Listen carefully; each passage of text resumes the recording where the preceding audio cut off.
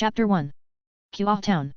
Inside one of the classrooms at Kuah Academy, a second-year student sat quietly among his peers, his gaze blank as if lost in another world.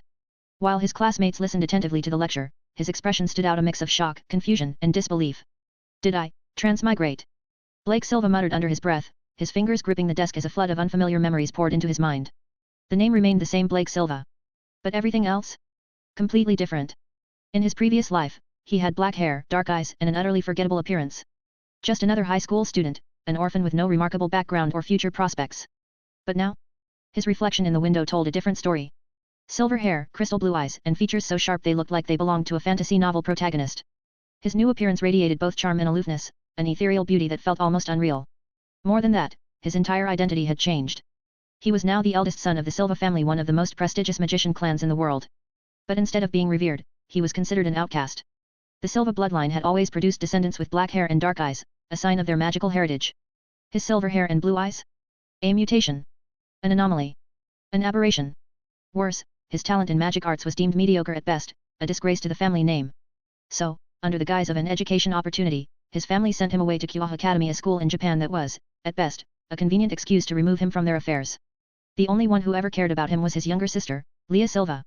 But none of that was the real issue. Wait. Kuah Town? Kuah Academy. Blake's pupils contracted. The name sounded far too familiar. Digging through his memories, he found pieces that made his heart race. Then it hit him. No way. Kuah Academy. Isn't this the school where the protagonist and heroines from High School DxD are enrolled? A shiver ran down his spine. He needed confirmation. He closed his eyes, concentrating on every memory of this world. The Silva family's archives did mention supernatural beings, devils, fallen angels, vampires, dragons, all of them. And his own personal memories held images of Rias Gremory, Akeno Heimjima, and Konako Tajao, names that shouldn't exist outside of fiction. Slowly, he exhaled. Holy hell! This really is High School DxD. Blake leaned back in his seat, staring at the ceiling. Of all the places to end up in, why this one? This wasn't some generic fantasy world where he could leisurely grow stronger. This was a battlefield where gods, devils, and dragons clashed. A world where dying was incredibly easy. Should I be excited, or terrified? Forcing himself to calm down, he reviewed what advantages he had. His current strength. Despite being considered a disappointment by his family, he wasn't completely helpless. One magic arts, his knowledge of spells and magical techniques was extensive, though his practical ability was nothing outstanding. His family's strict oversight and his own lack of natural talent meant he was still far from being an elite magician. 2. Perceptual distortion. His unique ability allowed him to distort the perception of speed. Rather than actually moving faster, it made his opponents think he was moving at an impossible speed, similar to Racer's magic from Fairy Tail. While it didn't increase his physical capabilities, it could completely throw off an enemy's sense of time. 3. Magic swordsmanship. Unlike traditional swordsmanship, this style wasn't based on pure strength or agility but instead used magical energy to enhance each strike. He could channel spells directly through his blade, giving his attacks supernatural properties, and he had great affinity in swords. With these, I should be able to handle low-class devils and ordinary humans, but anything stronger? I'd be screwed. He wasn't a devil, fallen angel, or dragon. He wasn't the protagonist of High School DxD with a powerful sacred gear or divine bloodline. If he wanted to survive, he needed more power. As he pondered his next move, a strange ding echoed in his mind. Dash. Ding. Host has successfully integrated into this world. Activating the Luck Plunder System. 1%. 36%. 78%. 99%. 100%. A soft, melodic voice followed. Activation complete. Greetings, Master. I am SIA, the spirit of the Luck Plunder System. It's a pleasure to serve you. Blake blinked. Then, his lips curled into a slow, devilish grin. Now this is more like it. A system? This just went from difficult mode to potentially broken. He quickly gathered his thoughts, communicating through his mind rather than speaking aloud, because let's be real, shouting into the air like some cliché protagonist was not his style. SIA, hey? Explain the system's functions. With this, things were about to get interesting. Dash. Reworked. Creator's thoughts. Rio Ryu. Raw. Comment. 12 comment. Vote. Chapter 2. A calm, almost serene voice echoed in Blake's mind. Master, allow me to explain the primary functions of your system. SIA's tone was smooth and confident, with no hesitation, almost like an advanced AI rather than a mystical entity. Blake, still adjusting to his new reality, focused intently. If this system was anything like the ones in novels and games, it could completely change his fate. Currently, the system consists of several key features: luck plunder, luck points, lottery, dimensional travel, the quest system, and others that will unlock as your power grows.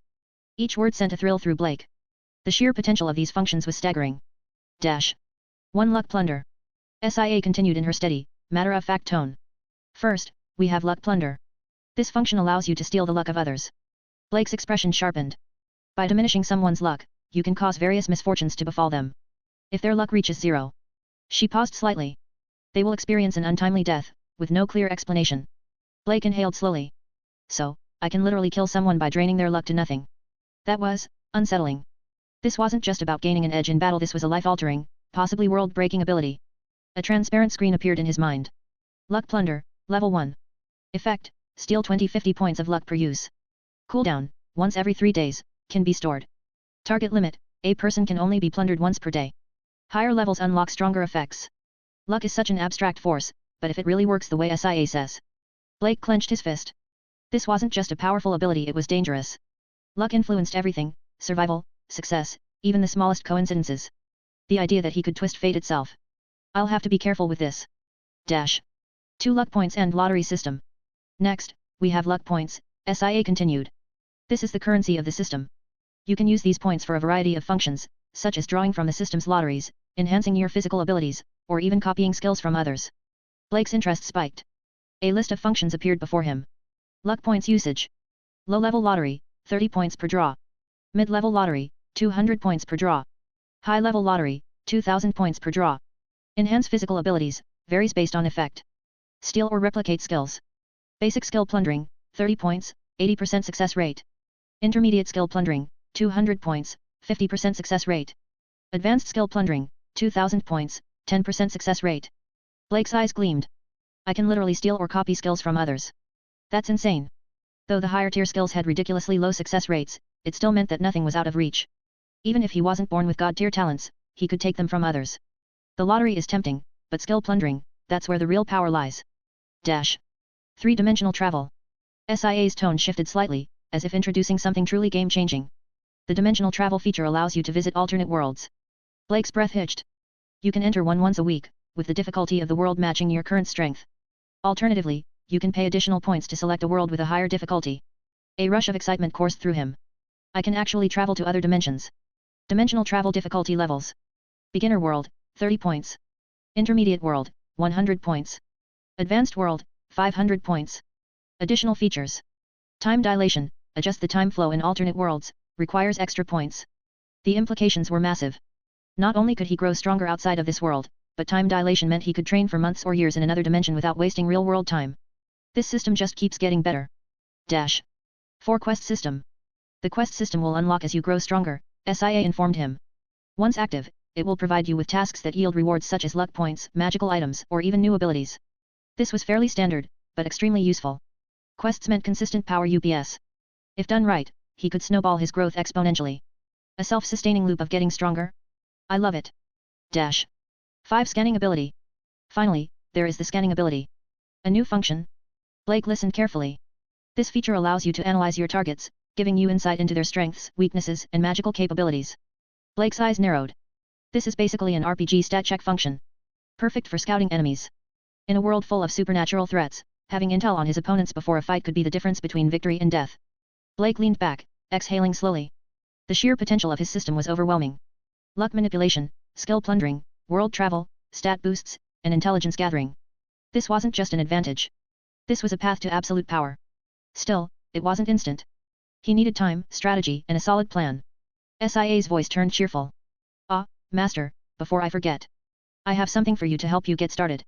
Before he could ask what, a gift box materialized in front of him, floating elegantly in the air. With a touch, the box burst open in a flash of light, revealing a single ancient book. This is the Ether Energy Training Manual, SIA announced. With this, you will learn to harness ether energy, a unique, adaptable power source that can be shaped into any type of magic.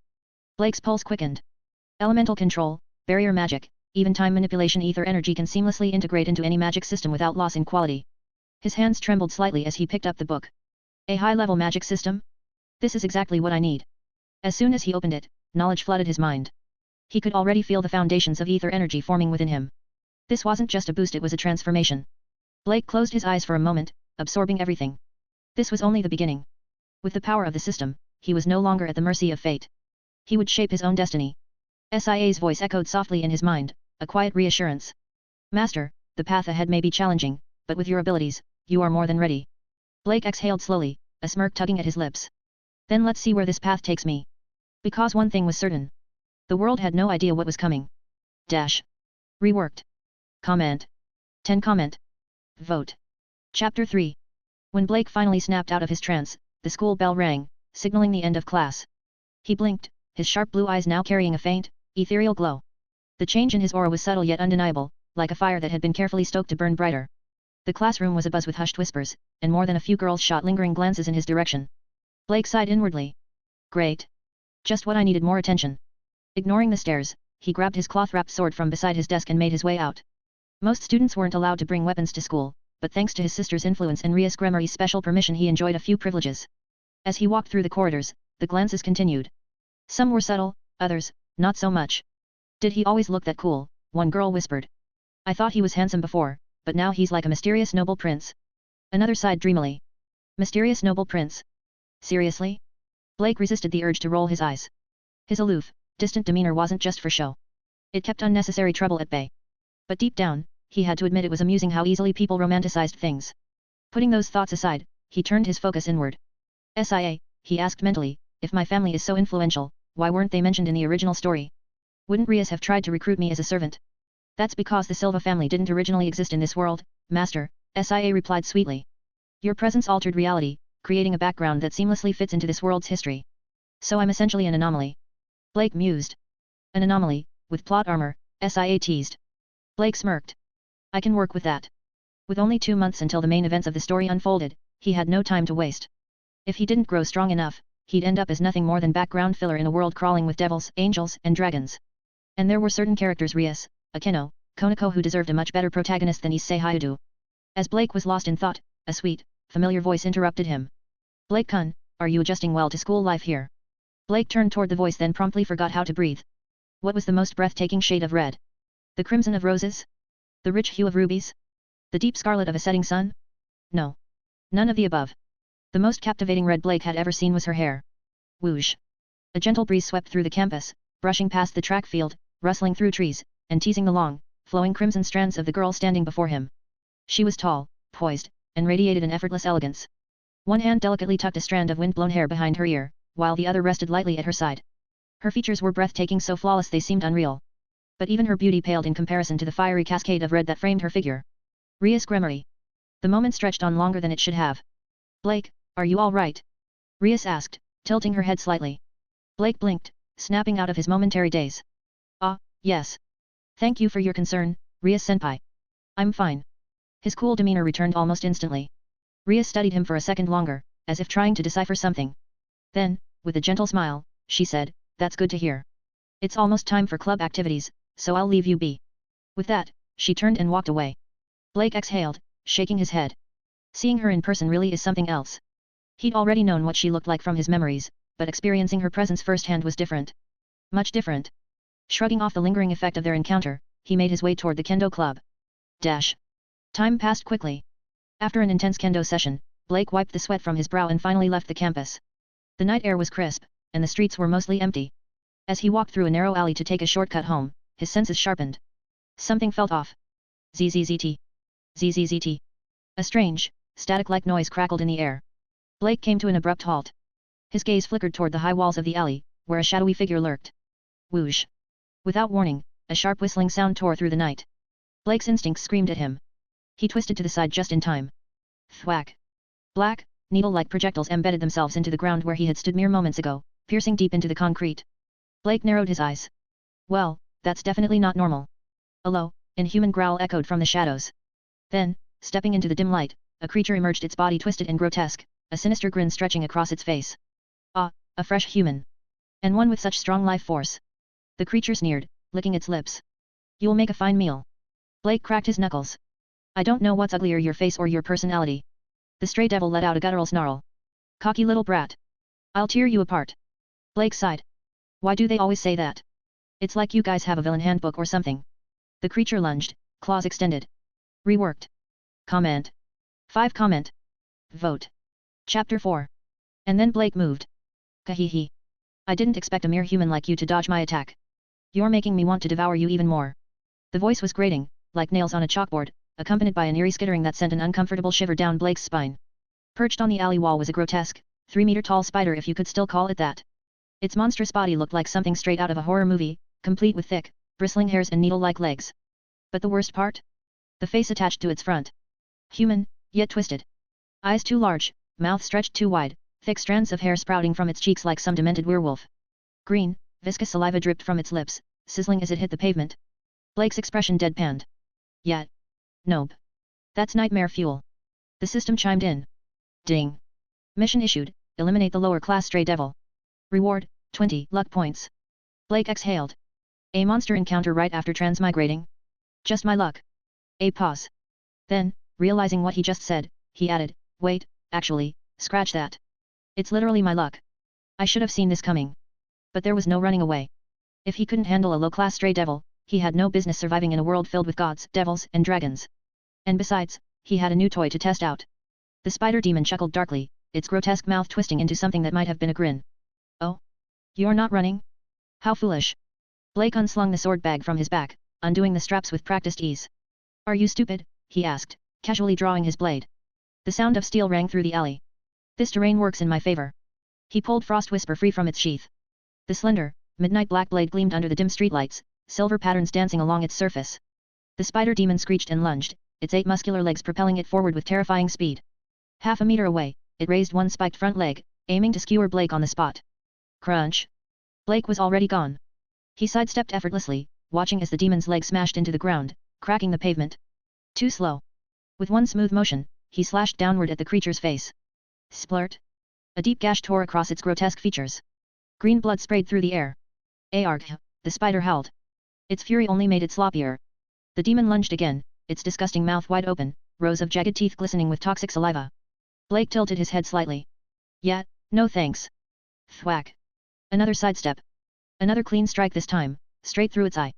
The spider let out a guttural shriek, thrashing wildly. Then, suddenly, its hairs bristled. Blake's instincts screamed at him. Perceptual distortion, activated. Time slowed.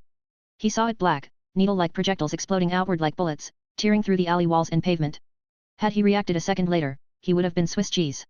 Instead, he landed gracefully a few meters away, perfectly unscathed. The demon? Still thrashing. Still bleeding. Still too dumb to realize it was completely outclassed. Dodging the frenzied spider's attacks was, well, almost too easy. Blake barely had to try.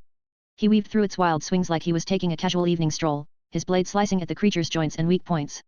But, even with Frost Whisper's sharpness, he couldn't land a killing blow. His strikes either bounced off its tough exoskeleton or got snagged on bone. Blake clicked his tongue. TCH annoying. This confirms it, he muttered. While Frost Whisper is a good blade, it's still just a normal sword. If I had a high-class weapon, this thing would already be dead. The spider demon, now on its last nerve, screeched. Why won't you just die? Blake smirked. Funny, I was just about to ask you the same thing. Dash. Let's try luck plundering, shall we? SIA, Blake called mentally. Analyze its stats. Right away, master. A translucent status screen popped up. Dash. Name, Andrew, Stray Devil. Level, Lower Class Devil. Age, 40. Luck value, 15, base, 20. Dash. Blake rubbed his chin. 15 luck, huh? No wonder this thing's cannon fodder. Then, an idea struck him. SIA, he grinned. Initiate a basic luck plundering on Andrew. As you wish, master. The moment the command was issued, Blake felt it. Something shifted. Like an invisible hand grasping the threads of fate and twisting them ever so slightly. Ding. Luck siphoning successful. Andrew's luck reduced by 25 points. Current luck value, -10. Master's total luck is now 25. Blake barely had time to process the update before the night sky darkened. Thunder rumbled. A massive bolt of blue lightning tore through the heavens. Boom. The strike hit dead center. The spider demon screamed as electricity ripped through its body, searing its flesh, frying its insides. When the light faded, all that remained was a charred, smoldering corpse. Blake exhaled, lowering his blade. His heart still pounded from the rush of combat. SIA's voice hummed in his mind. Master, you handled that quite well. Though I must say, that luck siphoning was a bit overkill. Blake snorted. Yeah, tell that to the spider roast over there. He glanced at the burnt husk of his former enemy, then back up at the sky. Okay, he admitted, cracking a grin. That was way cooler than I expected. Luck plundering wasn't just useful, it was terrifying. He could turn fate itself into a weapon. Blake sheathed Frost Whisper, stretching his shoulders. I still have a long way to go, he muttered. Then, smirking to himself, he added, but this is gonna be fun. Dash. Reworked. Comment. 6 comment. Vote. Chapter 5. The sudden crack of thunder sent a shockwave through the night, startling pedestrians on the nearby streets. Confused murmurs spread through the crowd like wildfire. Did you hear that? A thunderstorm. But the sky's completely clear. Maybe it was an explosion? Should we call the police? Blake, standing amidst the smoldering remains of the spider demon, exhaled slowly. His ice blue eyes flicked toward the charred corpse, the air still tingling with residual electricity. After a beat, he chuckled dryly. So, that's what happens when your luck hits rock bottom. Clear skies, and it still gets struck by lightning. Absolutely tragic. Ding. Dash. Congratulations, Master. Quest complete. Reward, plus 20 luck points.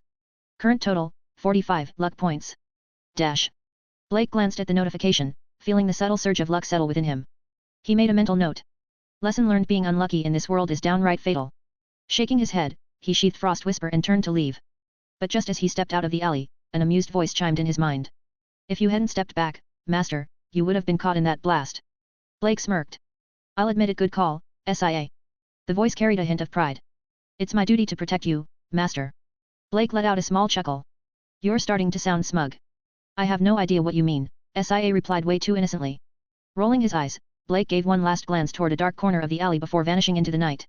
Unbeknownst to Blake, two pairs of eyes had been watching him from above. Perched atop a rooftop, a blonde-haired young man adjusted his stance, his QA Academy uniform barely rustling in the night breeze.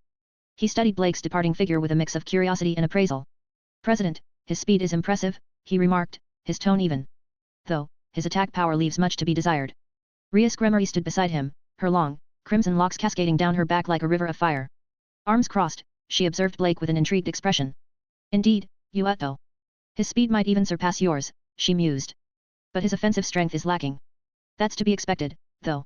He's just an ordinary human skilled in swordsmanship. Nothing more. Yet her tone wavered at the last part, as if she didn't fully believe her own words. Yuetto Kaiba, the knight of her peerage, studied his master's expression. You seem regretful, President. Rhea hesitated. It's just a shame, despite his heritage. She trailed off, her gaze momentarily distant. Yuetto didn't press further. If Rhea wasn't ready to say more, there was no point prying. Instead, he simply nodded. Shall we go, then? Yes. With a flick of her wrist, a glowing red teleportation circle materialized beneath them. But before stepping through, Rhea cast one last glance at the alleyway. Her curiosity about Blake Silva had only deepened. Back in his small rented apartment, Blake wasted no time. First, a quick shower to wash off the blood and grime. Second, a simple meal, stir-fried noodles, because he was too exhausted to make anything fancy. Third, collapsing onto his bed, still damp-haired, staring at the ceiling. The battle against Andrew had been a wake-up call. Sure, his speed was solid. His perceptual distortion had given him a clear edge. Against humanoid enemies of similar strength, he could probably win without much effort. But against beasts like Andrew? That was a different story. He clenched his fist. I was helpless against its natural defenses. If it weren't for my luck manipulation, that fight would have dragged out. And if it were a mid-class devil instead? He exhaled. Yeah, I'd be dead. In a world crawling with gods, devils, and supernatural monsters, mid-class threats were everywhere. If I want to survive, I can't just rely on dodging. I need power. Real power. And more importantly, Leah. His younger sister had sacrificed too much for him. He refused to be weak in a world where strength dictated survival. And then, there was the Silva family. Blake's jaw tightened. They'll get what's coming to them. Just as the air in the room started to feel dangerously heavy, a familiar, cheerful voice snapped him out of it. Master, if you want to grow stronger, I have a suggestion. Blake rubbed his temples. You always have a suggestion. SIA ignored his dry remark. Use the system's dimension hopping feature. Exploring alternate worlds increases your chances of triggering quests. Blake raised an eyebrow. The one that resets weekly? Meaning I either use it or lose it. Exactly. It would be such a waste to let it sit there. Blake considered it. It was true, dimension hopping meant exposure to new enemies, new opportunities, and new rewards. But at the same time, I'm exhausted, he admitted. Diving into an unknown world while half asleep sounds like a great way to die. SIA huffed. A fair point, Master. Then we'll save it for tomorrow. Her tone softened. Rest well. Blake sighed but smiled slightly. Yet. Tomorrow. As exhaustion finally claimed him, only one thought remained clear in his mind. No matter what comes next, I'll carve my own path. And with that, he drifted into sleep, unaware of the curious red-haired devil who had set her sights on him. Dash. Reworked. Comment. 10 comment. Vote. Chapter 6. Whoosh. A breeze swept through as Blake's eyes fluttered open.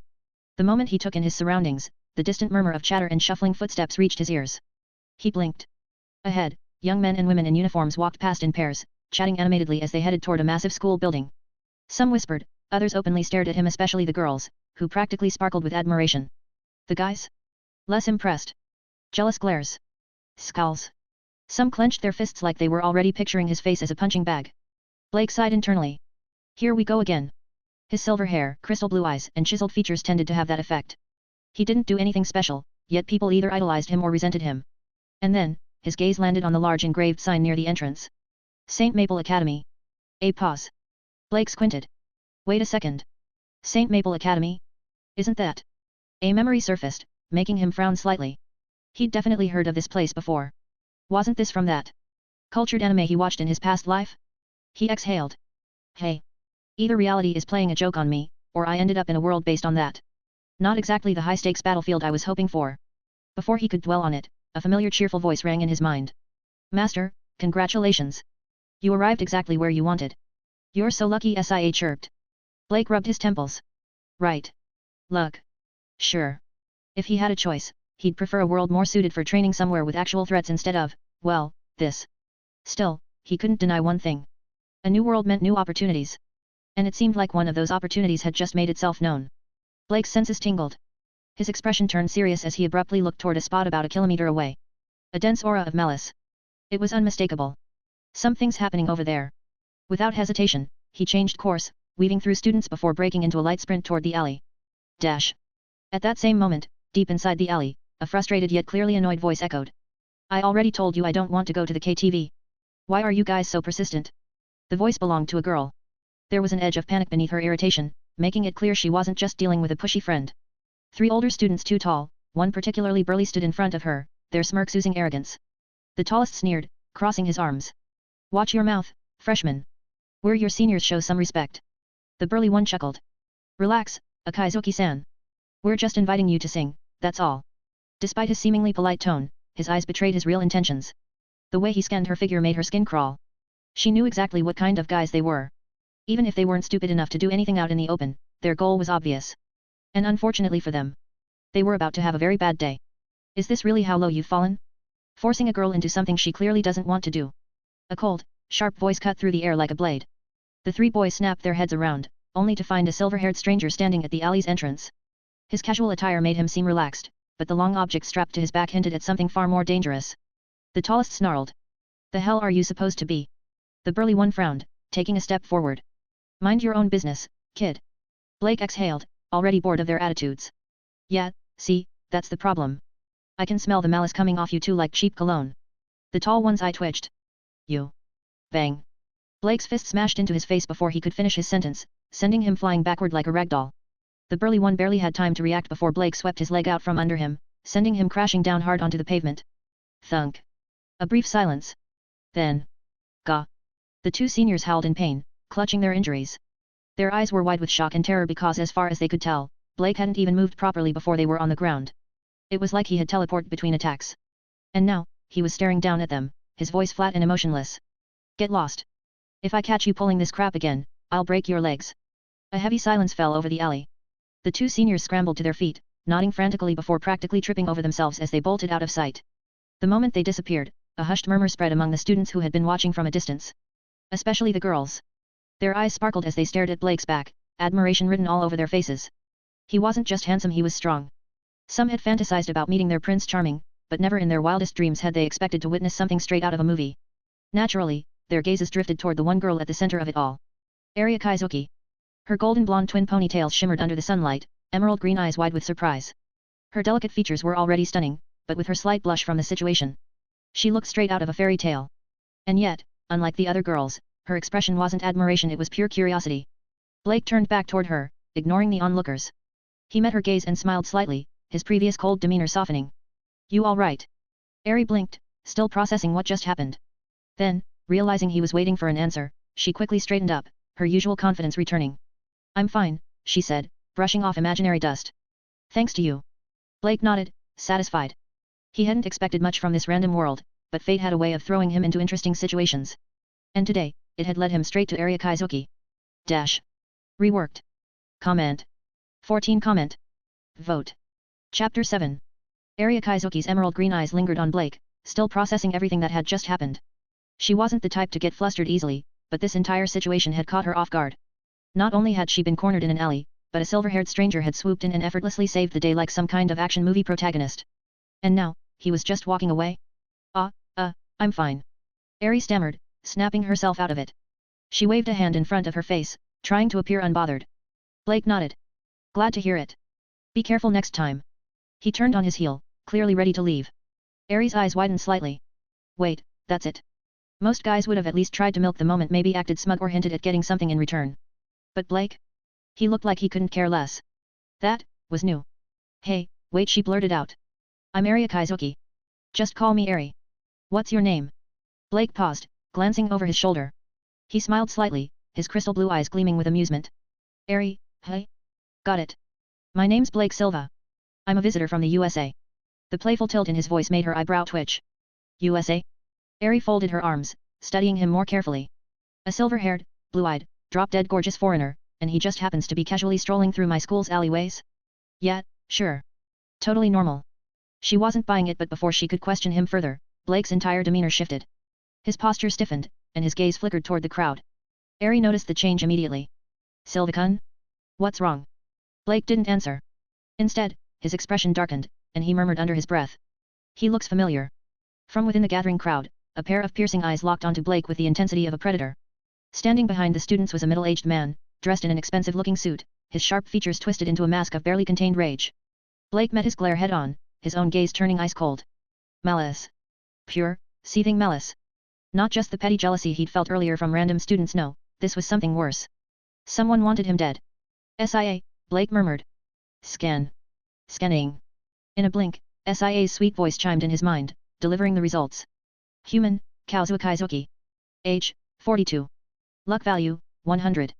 Evaluation, a child of luck in a low-tier world. Blake's eyebrow twitched. Oh. It's him. Eri's stepfather. The one guy he'd already pegged as trouble. And just because Blake had exchanged a few words with Eri, this man was practically foaming at the mouth. Dude, chill. It's not that deep. Blake sighed, shifting his weight slightly as he glanced back at Eri. Sorry, he said, his tone casual. I just remembered I have something to take care of. Looks like fate's on our side, though I have a feeling we'll meet again. He flashed her one last lazy grin, then, in the blink of an eye, melted into the crowd. Eri stared after him, dumbfounded. Then her fingers twitched in frustration. Really? He saved her. Flirted with her. Vanished without a trace. And didn't even leave his number. Eri let out a huff, kicking a nearby rock. Seriously? What kind of guy does that? A deep scowl crossed Kazuo Kaizuki's face as he pushed through the lingering students, his gaze locked onto Eri. He had seen everything. His stepdaughter, the girl he had painstakingly raised, had actually smiled at another man. Worse, she had looked at that silver-haired brat with genuine interest. That was unacceptable.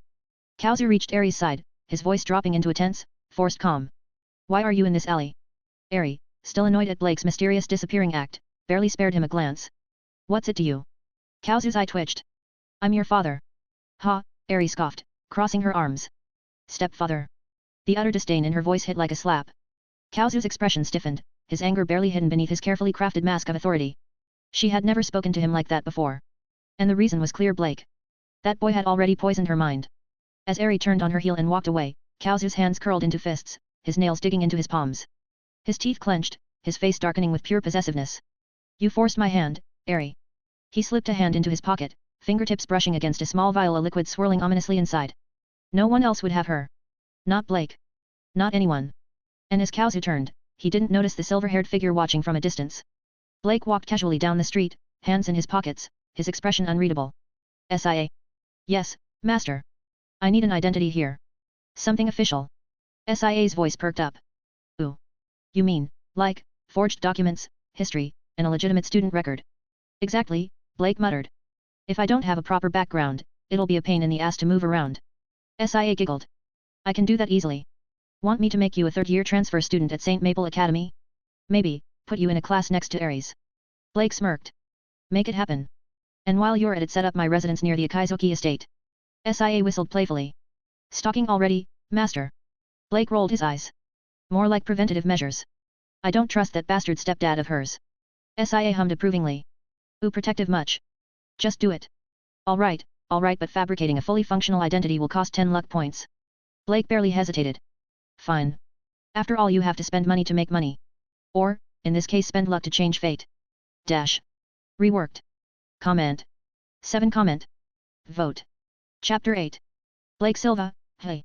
Standing outside a newly assigned house next to the Akizuki residence, Blake Silva ran a hand over the wooden nameplate near the entrance. His gaze flickered with amusement. He hadn't expected the identity fabrication to go through so easily. SIA truly was an overpowered system. Before he could step inside to explore his new home, an intense wave of malice washed over him. Dark energy, thick, suffocating, and sickening, spilled from the direction of the Akizuki house, accompanied by a faint, desperate cry. Blake's expression darkened. Change of plans, he muttered, pivoting on his heel. He moved without hesitation, heading straight for the source of the disturbance. Dash. Inside the Akizuki household, Eri staggered backward, gripping the edge of a dresser for support. A burning sensation coursed through her veins, making her skin feel unbearably hot. Her breath came in sharp, uneven gasps. She wasn't naive. She had always known that Kazuo Akizuki was a vile man. But drugging her? That was a level of depravity she hadn't accounted for. You only have yourself to blame, Eri, Kazuo purred, his voice dripping with false regret. He leaned against the doorway, the spray bottle still in his grip. If you hadn't taken an interest in that silver-haired brat, I wouldn't have had to act so soon. Eri clenched her teeth, willing herself to fight the effects of the drug. But her vision blurred, and a traitorous part of her mind whispered that her body was no longer hers to control. No. Not like this. Her hand instinctively reached for her clothes, trembling. Desperation clawed at her throat. Somebody, please, help. And as if answering her silent prayer. Bang. The door exploded inward. Ah. Kazuo barely had time to react before it slammed into his face, sending him crashing backward. Blake stepped inside, his piercing blue eyes scanning the room. He took in Eri's flushed, struggling form and the disgusting excuse of a man on the floor, and in that instant, his decision was made. He hated scum like this. Kazuo groaned, clutching his nose as he staggered to his feet. Who the hell do you think? Crack. Blake didn't let him finish. He grabbed Kazuo by the collar, effortlessly lifting him off the ground. Then, with a single fluid motion, he slammed the man's head into the nearest wall. A sickening crunch echoed through the room. Kazuo's body went limp. Blood trickled down from his forehead as he crumpled to the ground, unconscious.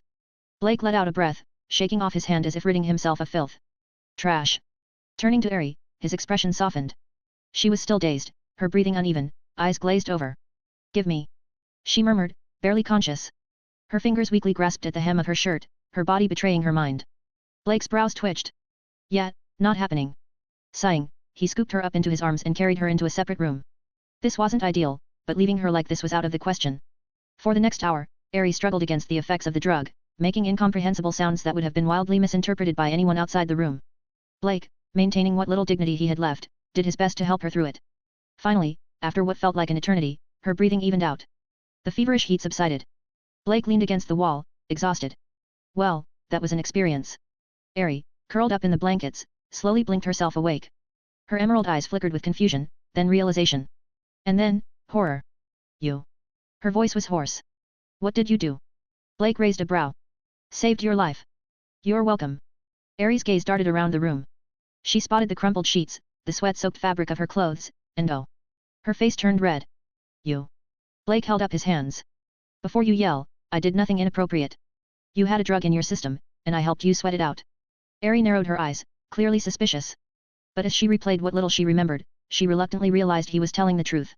Fine. She huffed, crossing her arms. I guess I'll let you off the hook. You're so generous, Blake deadpanned. Despite her annoyance, Eri couldn't help but smile. The man had just saved her from something far worse. And for that, she was grateful. Then something clicked in her mind. Wait, why were you even near my house in the first place? Blake leaned back, stretching his arms. I just moved in next door. Eri blinked. You're my new neighbor. Yep. A slow smirk spread across her lips. Well, well. Looks like fate really wants us to keep meeting, hey. Before Blake could respond, she suddenly latched onto his arm, pressing herself against him. Blake stiffened. Are you always this forward? Humph. You already took responsibility, so I might as well make myself comfortable, she teased. Blake sighed. This girl is going to be trouble, isn't she? Dash. Few moments later. Outside, the distant sound of footsteps approached. Eri's body tensed. Oh no. What? Blake glanced toward the door. My sister is back. Blake didn't hesitate. I'm out. Before Eri could react, he had already grabbed his coat and walked straight out the front door. Eri gawked. Why didn't he hide? Dash. At the entrance, a beautiful young woman with dark brown hair and striking violet eyes stood with a perplexed expression. Marina Akizuki, Eri's older sister, had just stepped onto the porch, clutching her school bag. As she approached, she saw a silver-haired man casually strolling past her as if he owned the place. Their eyes met. Blake gave her a polite nod. Good evening. Marina blinked in confusion. Good evening. Before she could question him further, he was gone. Marina frowned. Who the hell was that? Pushing the thought aside, she entered the house. Eri, I'm home. She froze. The smell. The messy sheets. The undeniable evidence of what had just transpired. And Eri, lying there, looking utterly disheveled. Silence. Then. Eri groaned and covered her face with a pillow. It's not what you think. Dash. Meanwhile, Blake, already halfway down the street, smirked as a notification from SIA popped up. Ding. Congratulations, Master, for completing the hidden task, save Eri. Reward, 20 luck points. Current luck, 55. Not bad. Then, another thought struck him. SIA, let's use my luck stealing ability on Kazuo Kaizuki. A beat of silence. Then. Ding. Luck stealing successful. 30 luck points stolen from Kazuo Kaizuki. Master's current luck, 85. Blake chuckled. That bastard still has 70 left. I'll take my time bleeding him dry. With that, he strolled toward his new home, humming to himself. Tomorrow was going to be interesting. Dash. Reworked. Comment. 7 comment. Vote. Chapter 9. Quick, I need to call the police. I need to call the police. Marina Akaizuki's hands trembled as she fumbled with her phone, ready to dial. A home invasion, assault, and even worse, her sister being violated by their own father? This was beyond outrageous. It was the kind of horror story you saw on crime documentaries, not something that actually happened in real life. Sis, no. You're mistaken. Eri Akaizuki, still sprawled out on the bed, flailed her arms weakly in protest. Mistaken. Marina froze mid-dial, blinking in confusion. Sis, come here. Let me explain, Eri sighed, rubbing her temples. She motioned for Marina to come closer, feeling exhausted in more ways than one. Despite this being her first time, it wasn't technically her first time, considering she had been with Blake Silva several times now. Either way, her legs felt like jelly. With a deep breath, she carefully recounted everything that had happened. So, you're telling me that Dad, she practically gagged at the word, sprayed you with some kind of aphrodisiac and tried to assault you? And just when things were about to get worse, your boyfriend showed up, beat him senseless, and saved you. Marina stared at her sister as if she had just read the most ridiculous soap opera script of all time. Pretty much, Eri confirmed, sighing. Marina was silent for a moment, processing the absurdity of it all. I told you Kazuo Kaizuki was a scumbag, Eri huffed, scowling. But you didn't believe me. Stay away from him. If he did this to me, what makes you think he won't try it with you next time? I understand, Marina mumbled, suddenly feeling like an idiot. She had ignored Eri's warnings before, assuming she was just exaggerating. But now, faced with the grim reality, guilt gnawed at her insides. Good, Eri nodded firmly. With Marina's help, Eri hobbled to the bathroom for a much-needed shower. They ended up having an awkward but oddly sweet sisterly moment, with Marina shyly asking about certain adult matters while Eri, despite her exhaustion, tried her best to answer without dying of embarrassment. By the time they returned, changed into comfortable nightwear, the ambulance had arrived to haul away Kazuo Kaizuki, who was still bleeding from the head and blissfully unconscious. Dash. Meanwhile, Wu finally finished cleaning. Blake Silva collapsed onto his new living room couch, looking like he had just run a marathon. This place was a mess, he groaned. He had been expecting a move-in ready house, but instead, it looked like the previous tenants had abandoned it weeks ago. Dust was everywhere, and the air had that musty, no one's lived here in ages smell. So, naturally, he had spent the past few hours doing some heavy-duty cleaning. Master, this is a result of altering the world, SIA explained sweetly in his head. Blake sighed. Right. Because in the original timeline, people were still living here, but now, thanks to my request, they conveniently moved out a couple of weeks ago. Exactly. SIA chirped. Ding dong. The doorbell rang. Blake, sensing a familiar presence with his spiritual awareness, smirked. As he opened the door, Eri stood there with her hands on her hips, looking much livelier than before. Hello, Blake. I came to see you. You should be thanking me, you know, she teased. Blake raised an eyebrow. Oh? And why's that? Because I went through a lot today, and yet, here I am, gracing you with my presence. He chuckled. Beside her, Marina shifted nervously before bowing politely. Silva-san, hello. Thank you for saving my sister. I'm Marina Akaizuki, Eri's older sister. Nice to meet you, Marina. Eri, Marina, come in. I was just about to make some tea, Blake said casually, stepping aside. Marina's face turned red at hearing her first name used so casually. In Japan, that was considered pretty forward, especially from someone you just met. She opened her mouth to say something, but Blake had already turned and walked inside. Seeing her sister's flustered expression, Eri smirked. Don't overthink it, sis. Blake's American. In America, calling someone by their first name is totally normal. Marina hesitated but then nodded, her expression softening. However, she was still a little surprised at how fluent Blake's Japanese was despite being from the US. Blake made them tea, and soon, the three of them were chatting comfortably. With his extensive knowledge from 2 lifetimes, Blake had a way of making people laugh, and he effortlessly bridged the gap between himself and Marina. Even the initial awkwardness faded, and Marina found herself actually enjoying his company. However, when she learned that Ari and Blake had only known each other for a day, she nearly spit out her tea. Wait, hold on, she coughed. You two met yesterday, and you're already dating. Yep, Ari said proudly. And you've already. Marina trailed off, looking between them. Ari turned red but nodded. Marina's brain short-circuited for a second. One day. Who does that? She wanted to lecture her sister, but Ari looked happy. And Blake, despite the crazy circumstances, actually seemed reliable. Still, Marina couldn't shake off a nagging thought. Deep down, she felt a tiny pang of envy. Not that she'd ever admit it after all, she had a boyfriend, Uno-san. Even so, Blake was undeniably better than Uno-san in every possible way. Marina shook her head. Nope, not going there. Anyway, we should get going, Marina announced, clearing her throat. Our door is still broken, and it needs fixing. Blake scratched the back of his head. Ah, right. That was my fault. Tell you what, let me fix it for you. It's the least I can do. Marina blinked. She had planned to use that as an excuse to leave, but now she couldn't exactly refuse his offer. All right, if you insist, she said, sighing. Dash. Meanwhile, at the hospital, Kazuo Kaizoki groggily regained consciousness. His head was wrapped in thick bandages, and his entire body ached. I failed. I lost her. He muttered bitterly. His eyes burned with rage as he remembered Blake carrying Ari away. But then, a sinister smirk formed on his lips. If I can't have Ari, I'll take Marina instead. Ignoring the nurse's warnings, Kazuo angrily stormed out of the hospital, his mind filled with twisted plans. And then... thunk. Ah! Kazuo tripped over a loose stone on the pavement, face planting into the concrete with a loud crack. Pain shot through his body as something very sensitive took the full impact. Nearby, people gasped, but when they saw the absurdity of what had happened, they couldn't hold back their laughter. Did he just? He totally did. A kind passerby helped call for a nurse while chuckling under their breath. And just like that, Kazuo was wheeled back into the hospital, only this time, for a completely different injury. Dash. Back at Ari and Marina's house, Blake finished fixing the door, feeling oddly satisfied. Little did he know, Kazuo's ridiculous streak of bad luck was far from over, and his own fate was already entangled with what was to come. Reworked. Comment. 6 comment. Vote. Chapter 10. Maple Academy Class 3A. The classroom was buzzing with morning chatter when the teacher cleared his throat and stepped forward. All right, everyone, settle down. We have a new transfer student joining us today.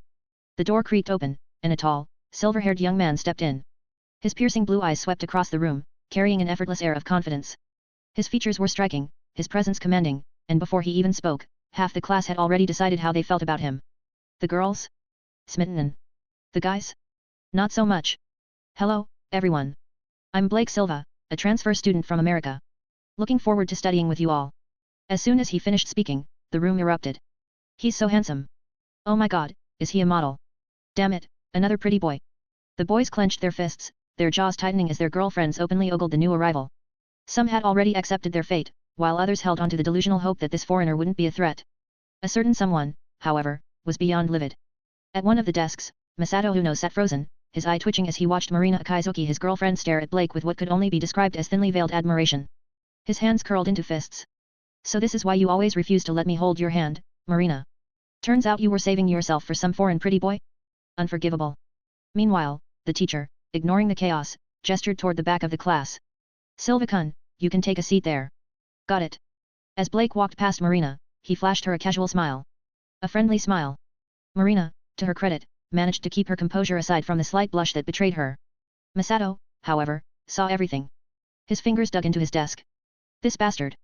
Blake, who was very much aware of the burning hostility radiating from one of his new classmates, casually sat down. SIA, scan that guy for me, he murmured under his breath. A soft chime echoed in his mind, and a small translucent display appeared in his vision.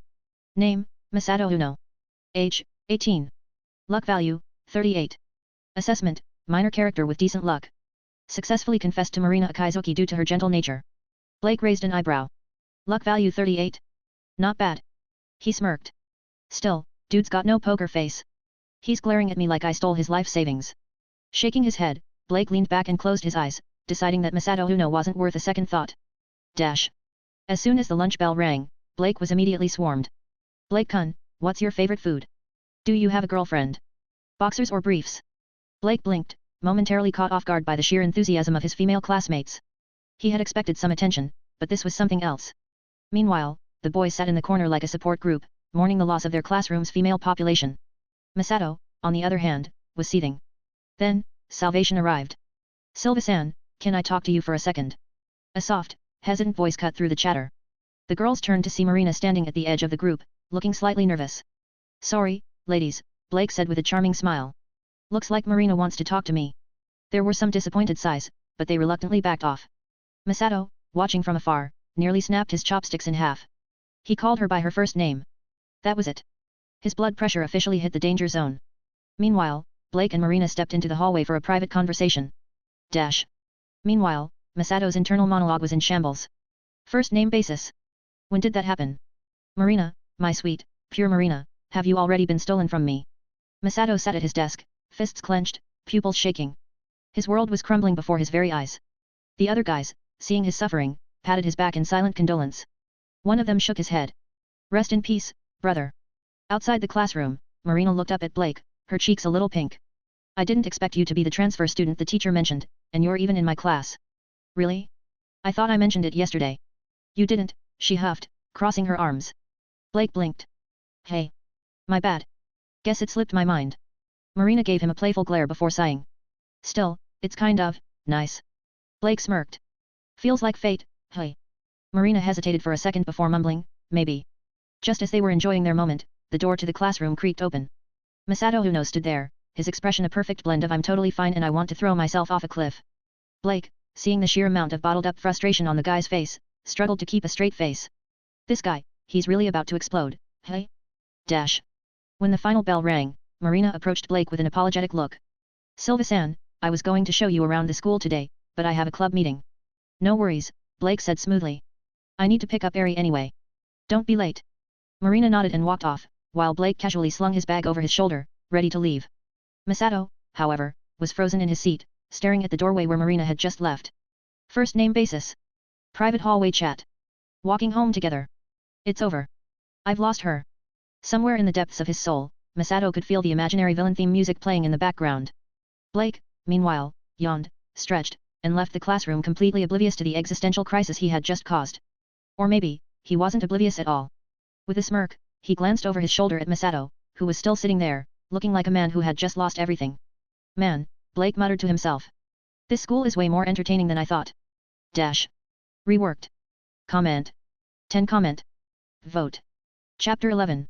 St. Maple Academy after class. Marina chuckled softly as she walked out of the classroom, her two friends flanking her.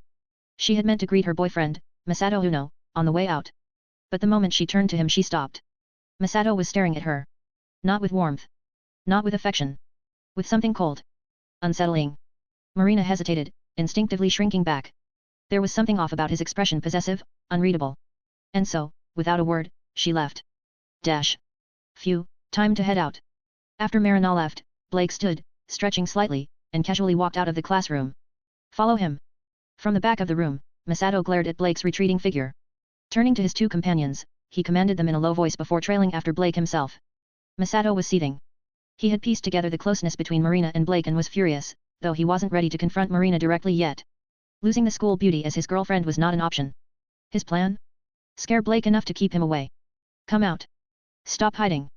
Blake deliberately led the trio to an isolated corner of the school. Turning abruptly, he leaned against the wall, fixing a cold gaze on the three hiding in the shadows. Blake Silva. Just because you're some transfer student doesn't mean you can act all high and mighty. Stay away from Marina, or I'll put you in the hospital. Masato stepped forward, his face dark with anger. Gesturing to his two lackeys, he barked orders to surround Blake, blocking any chance of escape. If you're that eager for a fight, I won't hold back. Surrounded by three, Blake's eyes glinted with sharp confidence, a faint smirk curling his lips. Get him. Enraged by Blake's arrogance, Masato lunged forward, throwing a fist aimed directly at Blake's face. Too slow and too weak. Crack. Before Masato could react, Blake caught his punch effortlessly, twisting his wrist. A loud snap echoed in the alley. Ah. It hurts. Masato cried out, his face twisting in agony from the sharp pain shooting up his arm. Let him go. The other two lackeys rushed forward, fists and feet flying. But Blake, ever composed, merely tightened his grip on Masato. With a swift pivot, he used the writhing Masato as a shield, letting the two lackeys' attacks land squarely on their friend. Ah! Blake watched as Masato let out a blood-curdling scream. One of the lackeys had landed a solid kick right where it hurt most Masato's groin. Masato. I didn't mean to. The guilty lackey froze, staring at his foot and the growing bloodstain on Masato's trousers. Panicked, he stammered an apology. The ominous crack he'd heard during the impact only deepened his dread. Had he just permanently ruined Masato's future? Apologizing in a fight? That's a first. Blake's calm voice broke through their panic. He didn't plan to let this drag out any longer. Thud. Blake's swift kick sent the apologetic lackey sprawling to the ground. Picking up the barely conscious Masato, he hurled him at the remaining lackey. Both collapsed in a heap. Take him to the hospital, Blake said, his tone as indifferent as ever. If you're lucky, he might still be salvageable. Though I wouldn't hold much hope for his descendants. Oh, and one more thing. Pausing, Blake glanced down at the trembling pair. Tell him to know his limits before picking a fight. With that, he turned on his heel, walking away like nothing had happened. This is bad, really bad. The two lackeys looked at each other, then at the groaning Masato. They scrambled to their feet, carrying him toward the school gates as fast as they could. Other students stared, whispering and snickering at the sight of Masato's blood-stained pants. Dash. Blake had barely stepped past the school gates when a cheerful voice called out to him. Blake. Did you come to pick me up? Aria Kaizoki approached, her steps light, her smile as bright as ever. Without hesitation, she slipped her arm around his. Blake glanced at her, his expression relaxing slightly. Something like that, he said with a small smirk. Transferred to St. Maple this afternoon. Ari's eyes lit up. That explains why you were here yesterday. She tilted her head, a teasing pout forming. But you were totally going to go home alone today, weren't you? Blake chuckled. Maybe. You're so neglectful. She huffed, though the glint in her eyes betrayed her amusement. Blake exhaled, shaking his head. I'll make it up to you. Knowing you, that probably means something ridiculous, she mused. He smirked but said nothing. Ari, satisfied, held onto his arm a little tighter as they walked. Around them, students stared. Whispers spread through the crowd. Some watched with envy, others with disbelief. But Blake ignored them all. And as the two walked off, leaving the school behind, Masato Uno was carried toward the hospital, his fate uncertain. Reworked. Comment. For comment. Vote. Chapter 12. 2 days later. Masato Uno lay in a hospital bed, his body bruised, his pride shattered. The official story? An accident. The truth? A humiliating defeat at the hands of Blake Silva. His so-called friends, too terrified of retaliation, refused to tell anyone what had really happened. They only whispered behind closed doors, spreading rumors that fed Masato's growing rage. Meanwhile, life moved on. Blake spent his days in quiet routine training in the mornings, helping Marina with her studies in the afternoons, and losing himself in Ari's warm embrace in the evenings. But time had a way of stirring restless hearts. And Masato Uno's heart was drowning in madness. Dash. The school bell rang, marking the end of another day. Blake leaned back in his chair, stretching slightly before standing up. Another day had passed. Another evening with Ari awaited. But before he could leave, Marina checked her phone, her expression shifting. Silva-san, I've got something to take care of. I'll head out first. She offered him an apologetic smile before hurrying out of the classroom. Blake frowned. There was something off about the way she moved, hurried, anxious. After a brief pause, he slipped his phone from his pocket and sent a message to Ari. Then, without a word, he followed. Dash. In a secluded alley behind the school, a figure stood waiting. Masato Uno. His once proud posture was gone, replaced by a sickly, frail frame. His skin was pale, his eyes sunken. But the fire inside him burned hotter than ever. His fingers trembled slightly as he shut his phone. A chilling grin spread across his lips. She finally showed up. Moments later, Marina hesitantly stepped into the alley. The second she saw him, she froze. Uno-san. Her voice was barely above a whisper. Masato took an unsteady step forward, his face contorting into something ugly. You took care of Silva while I was gone, huh? Bet that felt pretty damn good. His tone was mocking, but there was something else beneath it, something broken. Marina instinctively stepped back. You're mistaken, she said carefully. Silva-san and I are just friends. Masato's expression twisted further. Just friends. His voice rose, sharp with bitterness. Then why are you always with him? Why spend every damn break by his side? You wouldn't even let me touch you, but him. His breath hitched, his fists clenching. I was lying in a hospital bed, and you were running around with that pretty boy. Do you think I'm blind? Do you think I don't see it? His voice cracked. Marina swallowed, her heart pounding. It's not what you think, she tried again. He's been helping me study for the college entrance exams. Masato let out a sharp, humorless laugh. Study? With him? His eyes darkened. Don't make me laugh. Something shifted in his stance. Something dangerous. You think I don't know what's really going on? You've been lying to me this whole time. His hand slid into his pocket. And when it emerged, a glint of steel. A small fruit knife. Marina's breath caught in her throat. What are you doing? Masato took another step forward, backing her against the cold brick wall. What do you think? His smile widened, his grip tightening on the knife. I'll give you 3 seconds. Take off your clothes, or I'll start carving you up. The world seemed to slow. Marina's pulse pounded in her ears. The alley was empty. There was nowhere to run. No one to call for help. She was trapped. And Masato knew it. He took another step forward, savoring her fear. Then.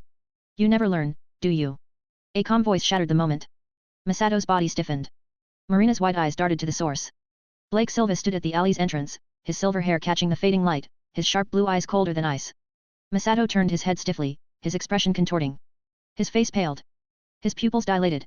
It was the same look a predator gave when it suddenly realized it was not the apex hunter. Don't come any closer. Masato's voice cracked, his grip on the knife tightening. I swear, if you do, I'll kill her. Blake didn't stop walking. Each step echoed against the pavement, steady and controlled. Masato swallowed hard. The last time he faced this man, he had barely been able to breathe through the pain. And yet, he was still trying to fight.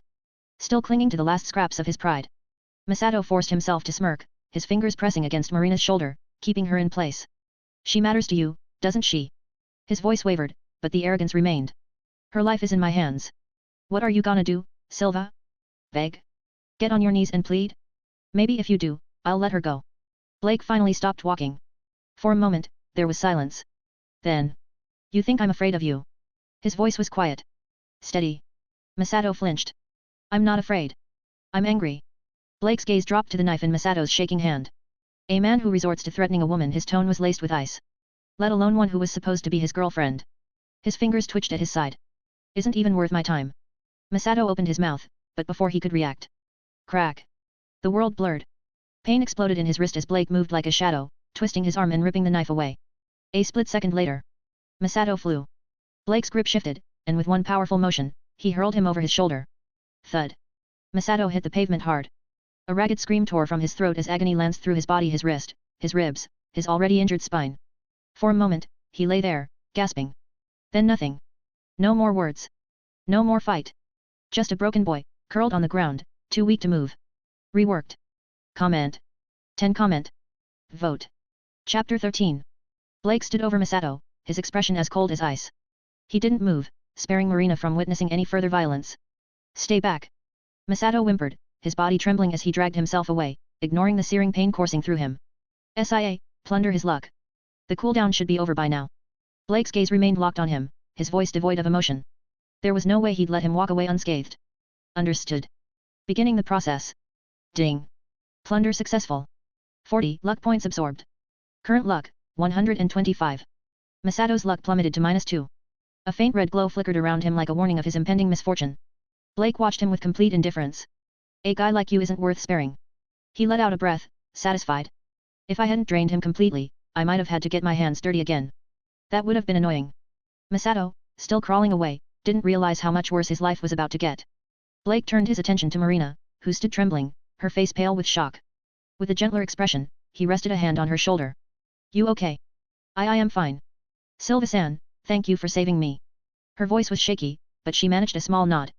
The warmth in Blake's eyes made her chest tighten, and for the first time since the ordeal began, she felt safe. If he hadn't shown up when he did, she didn't want to think about it. When I saw you suddenly take off running, I knew something was wrong. Good thing I followed, or who knows what would have happened. Blake sighed, shaking his head. Yet. Marina swallowed hard and nodded. Then, despite her trembling legs, she took a step forward then another. Masato was just about to stagger out of the alley when her voice rang out. Uno-san, we're done. Her tone was firm, her resolve unwavering. Masato froze mid-step. He didn't turn around, but his body stiffened. His fingers curled into fists, nails digging into his palms. For a moment, silence hung in the air. Then, without a word, he forced himself up, wincing at the pain in his lower body, and bolted. He didn't dare look back, not when Blake was still standing there. Blake exhaled slowly, turning back to Marina. She had done it. But as she stood there, her head lowered, her body shaking, the weight of it all came crashing down. Her shoulders slumped, her breath hitched, and tears welled up in her eyes. Blake stepped forward and placed a comforting hand on her back. It's over now. And with those words, those simple, reassuring words, Marina's composure shattered. Wah! She threw herself against him, burying her face in his chest, sobbing uncontrollably. Blake held her close, one hand gently rubbing her back, the other resting on her head. He let her cry, let her release everything she'd been holding in. It took more than 10 minutes before her sobs quieted. By then, she was completely drained. Blake didn't hesitate, he scooped her up effortlessly, carrying her in his arms. As he walked through the quiet streets, Marina rested her head against his shoulder. Her fingers clutched at his shirt, her breathing soft and steady. Before long, she had fallen asleep. When Blake reached the Akizuki household, the door swung open before he even knocked. Ari Akizuki, Marina's younger sister, stood there, eyes widening at the sight of him carrying her sister. Blake, you and my sister. SHHH. Blake quickly motioned for her to lower her voice. The last thing Marina needed was to be woken up. Ari narrowed her eyes but obeyed, stepping aside so he could enter. Once inside, Blake carried Marina to her room, laying her down gently on the bed. He tucked her in, making sure she was comfortable before stepping back. But the moment he turned around, Ari grabbed his arm and dragged him to the living room. She didn't stop until he was seated on the couch then, to his complete surprise, she straddled his lap, her arms crossed over her chest as she glared at him. All right, spill it. What happened? Her voice was sharp, her tone demanding. And don't even think about lying, or I'll make sure some of your requests go unanswered tonight. Blake blinked. Then swallowed. Ari was too close. Her breath brushed against his cheek, her body pressing against his. His heartbeat kicked up a notch. Damn it. What kind of guy wouldn't react in a situation like this? He was only human. Ari's eyes flicked downward for a split second then back up. Her smirk was dangerous. You better start talking, she murmured, leaning in ever so slightly. Blake rolled his eyes. All right. I'll tell you everything. He sighed, forcing himself to focus. Now was not the time to get distracted. Reworked. Comment. 8 comment. Vote. Chapter 14. Humph, I knew that guy was bad news. But would my sister listen? No. If you hadn't chased after her, she could have been in serious danger. Ari huffed, arms crossed, pacing back and forth in front of Blake. The frustration in her voice was unmistakable, but beneath it was a layer of deep concern. She had never liked Masato. From the moment Marina had accepted his confession, Ari had been wary. It wasn't love, Marina had barely even spoken to him before that. But her soft-hearted nature made it impossible for her to refuse. She had agreed out of politeness, too scared of hurting his feelings. And now, just as Ari had feared, it had ended in disaster. Now that she's broken up with him, there's no point dwelling on it, Blake said, his voice calm. The important thing is making sure Marina doesn't spiral. She's probably blaming herself. Ari paused, exhaling sharply. You're right. With a deep sigh, she ran a hand through her hair, letting go of her lingering frustration. Then, her expression shifted, her usual fiery spark returning. A slow, mischievous smile spread across her lips. So, how should I reward you? She leaned in slightly, her eyes flicking downward. She could feel the heat radiating from Blake's body, and her smirk deepened. Blake's blue eyes gleamed with amusement. He leaned closer, whispering something into her ear. Ari's face immediately turned crimson. Humph. Men are all the same, she huffed, turning her head away in fake defiance. But the teasing glint in her eyes betrayed her act. Then, in a quieter voice, she added, but, since you saved my sister today, I'll allow it. Blake chuckled, pulling her into his arms. Having Ari as his girlfriend was the greatest blessing of all. Meanwhile, in Marina's room, the faint sound of voices carried through the house. Still groggy from sleep, she stirred, her violet eyes fluttering open.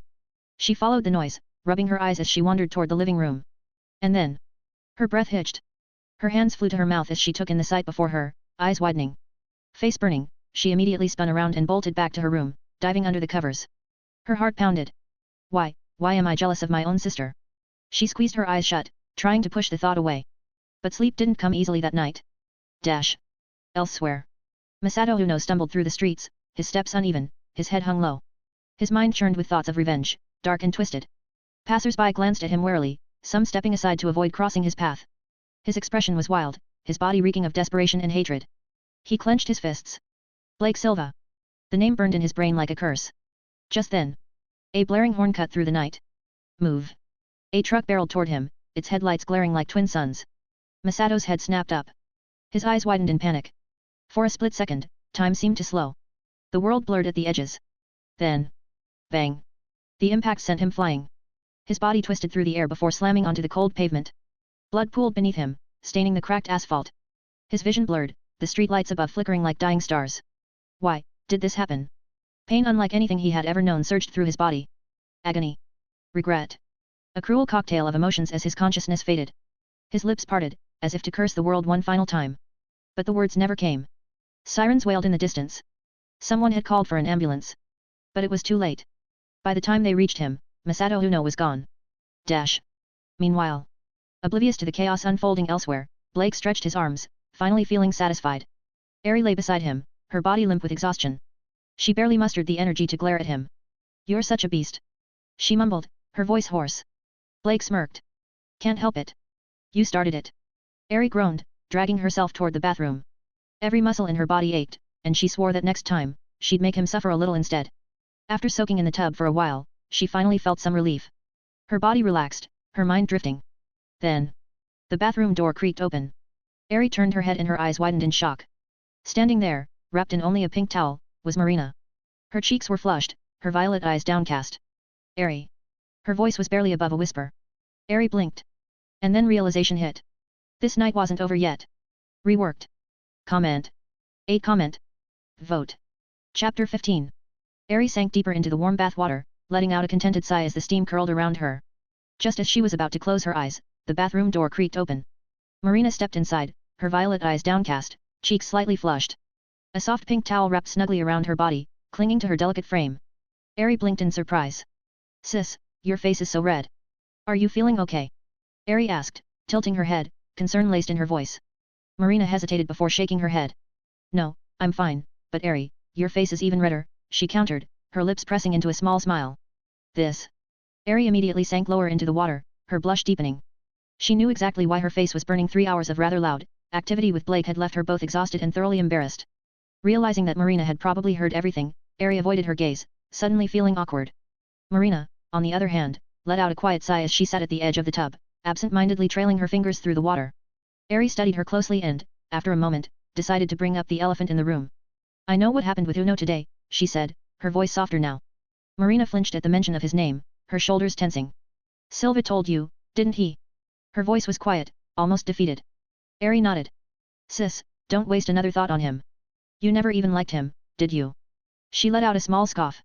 I always knew he was bad news. Marina was silent for a moment before nodding reluctantly.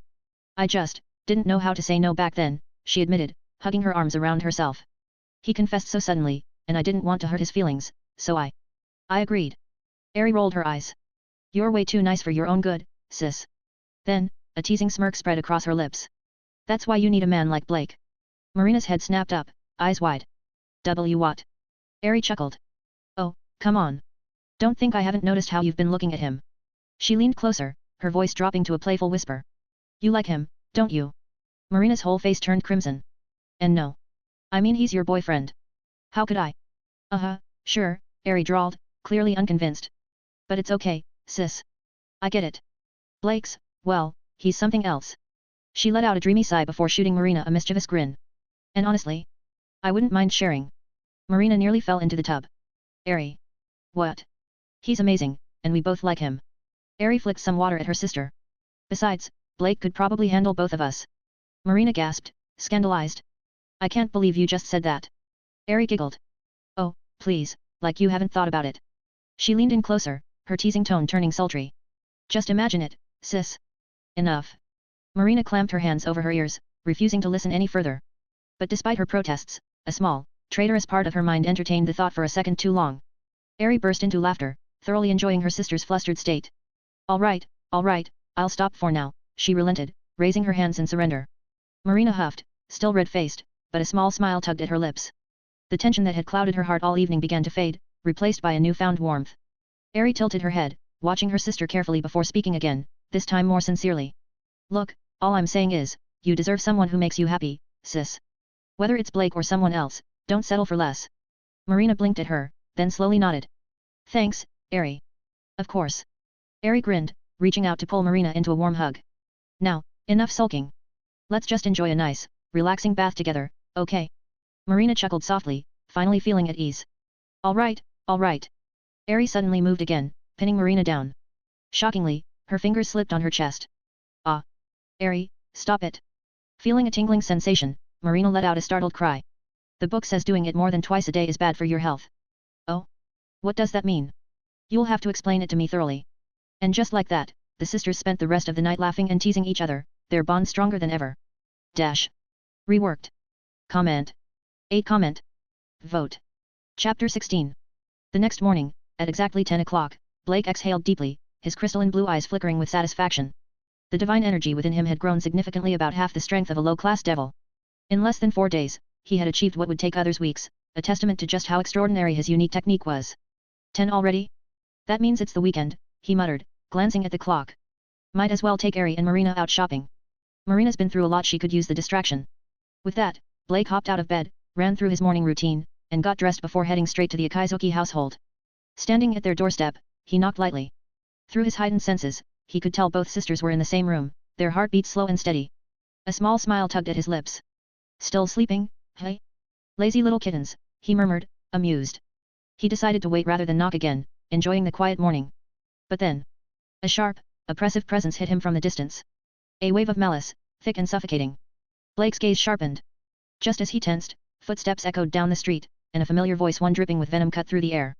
Well, well. If it isn't the silver-haired brat standing at my doorstep. How convenient. Kaozu Akizuki stepped into view, his once commanding presence now a shadow of itself. His face was gaunt, his expression twisted, and his voice, off. There was a high-pitched, hollow quality to it. Behind him stood three men dressed in sharp black suits and dark sunglasses. Their very presence reeked of blood and violence. They weren't ordinary thugs, they were predators. Each carried a gleaming machete at their side. He's the guy you needed backup for. One of them scoffed. Kaozu, you really are pathetic. Takahashi, don't underestimate him. Kaozu snapped, panic flashing in his eyes. Last time, he kicked my door down with one hit. The man named Takahashi, clearly the leader of the trio, snorted. Kicking a door? That's it. You're wasting my damn time. Blake crossed his arms, his icy gaze scanning the group before landing on Kaozu. If you're done with your little villain monologue, I'd appreciate it if you took this outside, he said coolly. I don't want you waking up my girlfriend. Otherwise, I'll make sure you're the ones crawling out of here. The street fell silent. The gangsters stiffened, their faces darkening at the sheer confidence in Blake's voice. You've got a death wish, kid, Takahashi sneered, lifting his machete. You really think you can stand up to the Black Blade Gang? The name sent a ripple of unease through the nearby onlookers. The Black Blade Gang was no small-time crew. 3 years ago, they were nothing but a ragtag group of criminals. But under their ruthless leader, Hideki Nozaki, they had absorbed rival factions one by one until they ruled the city's underworld with an iron grip. There was even a saying, it's better to piss off the mayor than cross the Black Blade Gang. And Blake? He'd just crossed them. Kaozu's lips curled into a twisted smirk. His life was already in ruins, his pride shattered. All he had left was revenge, no matter the cost. His eyes gleamed with hatred. I don't care what happens to me. I just want you dead, he spat. And as for my daughters? Well, the boss only takes virgins, so I'll be taking Eri first. He won't mind. A crack filled the air. Blake's fingers clenched so tightly around the hilt of his blade that the air itself seemed to vibrate. His expression darkened to something unreadable. Then, he moved. Too fast to see. A gust of wind blasted through the street. A wet, meaty sound followed. Squelch clang. Takahashi's machete hit the ground. His right hand followed right after, severed clean at the wrist. A stunned silence fell over the street. Blake stood just inches away, his ice whisper sword gleaming, freshly painted red. For a moment, Takahashi didn't react. His brain refused to process what had just happened. Then, a blood-curdling scream tore from his throat as he clutched the stump where his hand used to be. Bastard! The remaining two gangsters snapped out of their daze, rushing Blake in blind fury, their machetes flashing in the morning light. Blake barely even acknowledged them. Squelch! 2 clean, precise strikes. The blades clattered to the ground, followed by 2 more severed hands. The gangsters staggered back, their faces contorted in agony, clutching their bleeding stumps. Their earlier bravado was long gone, replaced by sheer, unfiltered terror. They had underestimated the wrong man. Shut up, or I'll take your heads next, Blake muttered, his voice carrying the weight of a death sentence. The 2 gangsters bit down on their screams, sweat pouring down their faces as they fought to stay conscious. Takahashi, despite his injury, gritted his teeth and forced himself to speak. Ha! If you kill us, 100 of our brothers will come down on you. You and those 2 women will be chopped to pieces by morning. It was a desperate threat. A final attempt to scare Blake into letting them go. Blake sighed, shaking his head. Are you really that stupid? He asked. Then, without hesitation. Squelch! He drove his sword straight through Takahashi's chest. The gang leader gasped, his eyes going wide. He stared at Blake, his lips moving soundlessly. This guy is a demon. Then, the light faded from his eyes, and his body slumped to the ground. The remaining 2 gangsters watched in silent horror. They had killed before. Many times. But even for them, taking a life had always been accompanied by adrenaline, fear, excitement, something. Blake, though? He had just killed a man as easily as someone swatting a fly. No hesitation. No emotion. It was the first time in their lives they had looked into a person's eyes and seen absolutely nothing. And that was more terrifying than anything they had ever known. Blake slowly turned to them, tilting his head. Well? Do you still want to test your luck? Both men dropped to their knees, their bodies trembling. They didn't dare answer. Blake scoffed. Smart choice. Sheathing his sword, he finally turned his attention back to the Akizuki household, exhaling slowly. Guess that ruined the peaceful morning I had planned. Dash. Reworked. Comment. For comment. Vote. Chapter 17. Blake had always lived by one simple rule: leave no threats alive. Especially not the kind that dared to insult or threaten the people he cared about. To him, trash like that didn't even deserve to breathe. His piercing blue eyes locked onto Kaozu, who was frozen in place, his face drained of all color. The sheer brutality of what he had just witnessed had shattered any remaining bravado. He had wanted Blake dead, but seeing the bloodbath firsthand was something else entirely. Kaozu's mouth opened, but no words came out. His legs trembled violently, and with a strangled whimper, he crumpled to the ground. If not for the fact that he was already a eunuch, he would have soiled himself in terror. Blake didn't spare him a second glance. Instead, he flicked the blood off his ice whisper sword with a casual motion before sheathing it. His voice was as cold as steel when he spoke. Pick up the body. Grab the severed hands and weapons. We're leaving. The two remaining gangsters, both still clutching their bleeding wrists, flinched at his words. But when Blake's eyes flicked toward them, they scrambled to obey. Even Kaozu, shaking like a leaf, didn't dare hesitate. They were dead men walking if they disobeyed. A short while later, a black van peeled out of the alley, leaving behind a blood-soaked crime scene and a growing crowd of horrified bystanders. Dash. Inside the van, Blake leaned back against the seat, one hand on the hilt of his sword as he processed the situation. The Black Blade Gang. The biggest underworld force in the city. A pack of ruthless thugs that had been running unchecked for far too long. Blake had no illusions about what would happen if he left this matter unresolved. If he let them live, they'd keep coming for him. And worse, they'd set their sights on Ari and Marina again. That wasn't going to happen. Ha, looks like I need to clean up the trash. A sharp glint flashed in Blake's eyes. His gaze shifted to one of the injured gangsters. Give me your phone. Call your boss. The man hesitated, his face drenched in sweat. Blake tilted his head slightly, expression unreadable. Don't make me repeat myself. The gangster jolted and hurriedly pulled out his phone, dialing a number with shaking fingers. Blake snatched it the moment the call connected. A deep, menacing voice came through the receiver. Hello? Takahashi? How's the job? Blake cut him off. You must be Hideki Nozaki, leader of the Black Blade Gang. His voice was calm, steady, completely unfazed. I'm Blake, your target. Silence. Then a low chuckle. Oh? You're alive? That's unfortunate. I could say the same for your men. Takahashi is dead. The others are missing their hands. Now, listen carefully. Blake's tone remained emotionless. I'll be waiting at the abandoned factory district on East Street. Come pick up what's left of your men. Click. He ended the call. The air in the van was suffocating. Even the two gangsters in the back were staring at him like he was the devil himself. Kaozu, drive faster, Blake ordered. Kaozu hesitated, but seeing the look in Blake's eyes, he swallowed hard and slammed his foot on the gas. He prayed that the Black Blade Gang would tear Blake apart when they arrived. It was his only chance at survival. Dash. Meanwhile, inside the Black Blade Gang's headquarters, Hideki Nozaki sat in his luxurious suite, his scarred face twisted with rage. With a sudden roar, he grabbed the nearest glass bottle and hurled it at the wall, sending shattered glass flying across the room. That little bastard. The gang members standing nearby flinched at the sound of his fury. Hideki didn't give a damn about Takahashi and the others. They were disposable. But the sheer audacity of that kid? A no-name high schooler had not only slaughtered his men but had the nerve to challenge him directly. If he let this slide, his reputation in the underworld would be ruined. And that was unacceptable. Within minutes, Hideki had gathered over 100 of his men. Armed to the teeth with machetes, baseball bats and even a few firearms, they piled into a fleet of blacked-out vans, engines roaring to life. The hunt was on. But what Hideki didn't realize was that he wasn't walking into a trap set for Blake. He was walking into Blake's slaughterhouse. And by the time the night was over, the Black Blade Gang would never be the same again. Dash. Across the city, police radios crackled to life. Reports of gang activity, bloodied bodies and a potential massive showdown had reached their ears. Patrol cars began mobilizing, sirens wailing in the night. Unknown to everyone, forces were converging on the abandoned factory district. The storm was about to break. And when it did, only one side would be left standing. Reworked. Comment. 5 comment. Vote. Chapter 18. The abandoned industrial district of East Street was eerily silent, save for the distant hum of the city beyond. Blake sat atop a rusted van, one leg dangling over the edge, the other propped up lazily. He looked utterly at ease, as if he were simply waiting for a late-night rendezvous rather than an impending bloodbath. At his feet, the two surviving Black Blade members knelt, their hands bound with makeshift cloth restraints. Kaozu stood nearby, his face pale, shifting uneasily as if he might bolt at any second. Blake's fingers idly tapped against the hilt of his ice whisper sword, a ghost of a smirk playing at his lips. Then, he heard it. The low growl of engines, growing louder by the second. Blake's crystalline blue eyes lifted slightly, his smirk widening. They're here. A convoy of vehicles roared into view, their headlights slicing through the darkness. At the front was a sleek black sports car, its aggressive design screaming wealth and power. Behind it, 10 armored vans followed like a pack of wolves, their tires screeching as they came to a halt. The moment the engines died, the doors burst open. A tide of black blade enforcers spilled out, clad in dark clothing, armed to the teeth with machetes, baseball bats, and hunting knives. Their faces were hardened, their eyes glinting with violence. Blake barely paid them any attention. His gaze was fixed on the man who stepped out of the sports car. Hideki Nozaki. The Black Blade's kingpin. A man whose name carried weight in the city's underworld. His face was lined with old scars, a testament to battles fought and survived. Dressed in a tailored black suit, he radiated menace, a predator in his domain.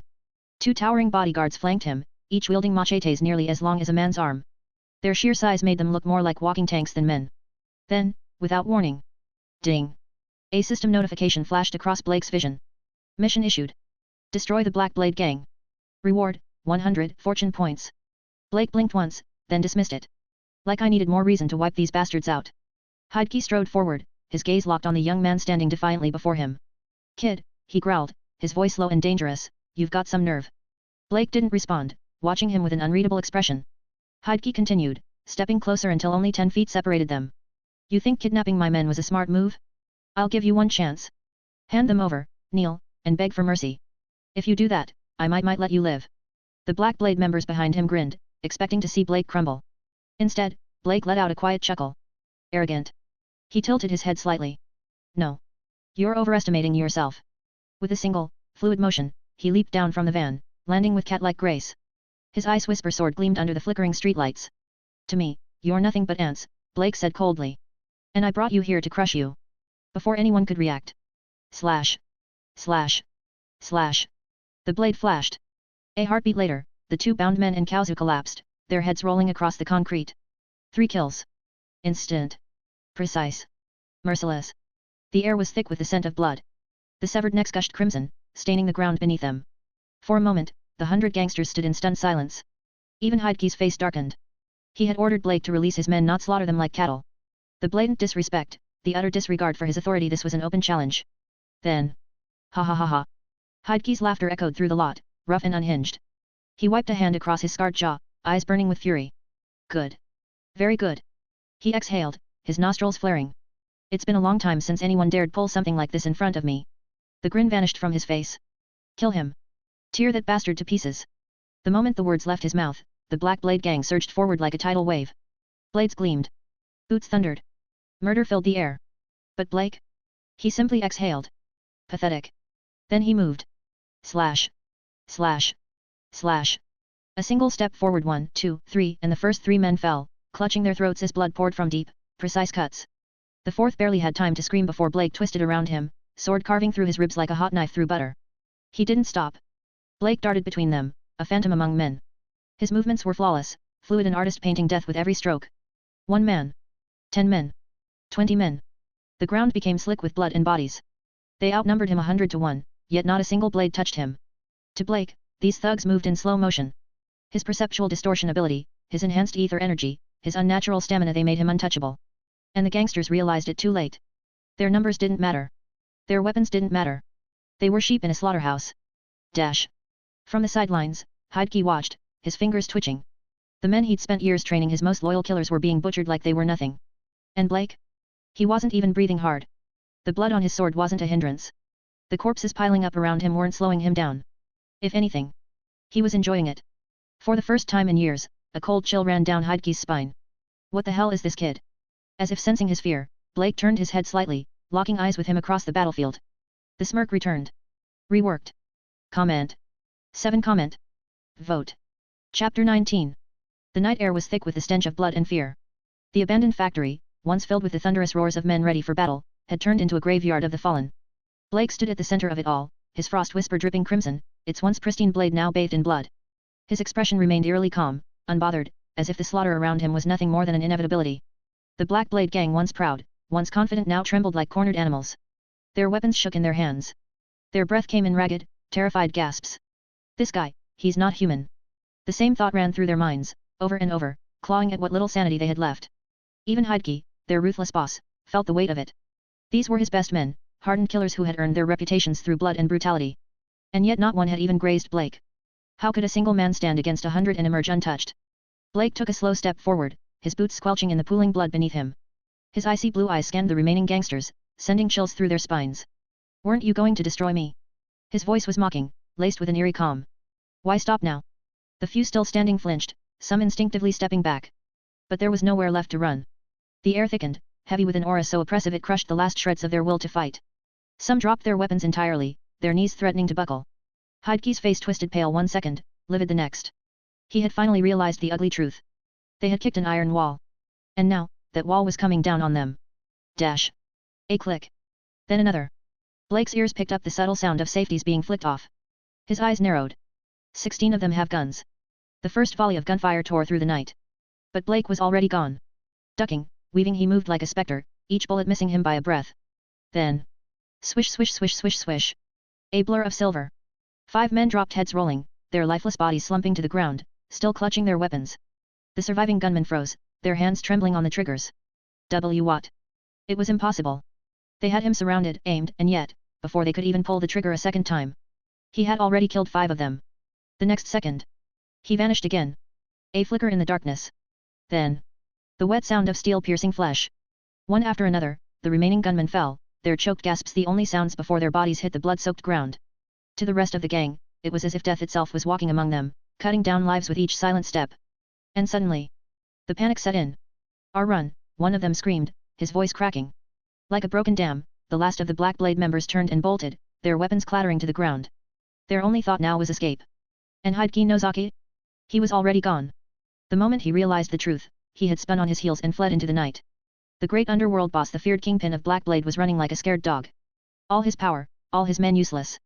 A sword that moved faster than bullets? That wasn't something Hideki could fight. That wasn't something anyone could fight. No, this was beyond human. And so, his one and only thought was simple: survive. He would leave the city, go into hiding, disappear completely. Living in the same city as this creature was too terrifying. But the moment that thought crossed his mind, a voice whispered behind him. "Where do you think you're going?" Hideki's blood ran cold. His eyes went wide, his breath catching in his throat. And then, slash! A blinding arc of silver cut through the night. For a split second, Hideki felt nothing. Then, the pain hit.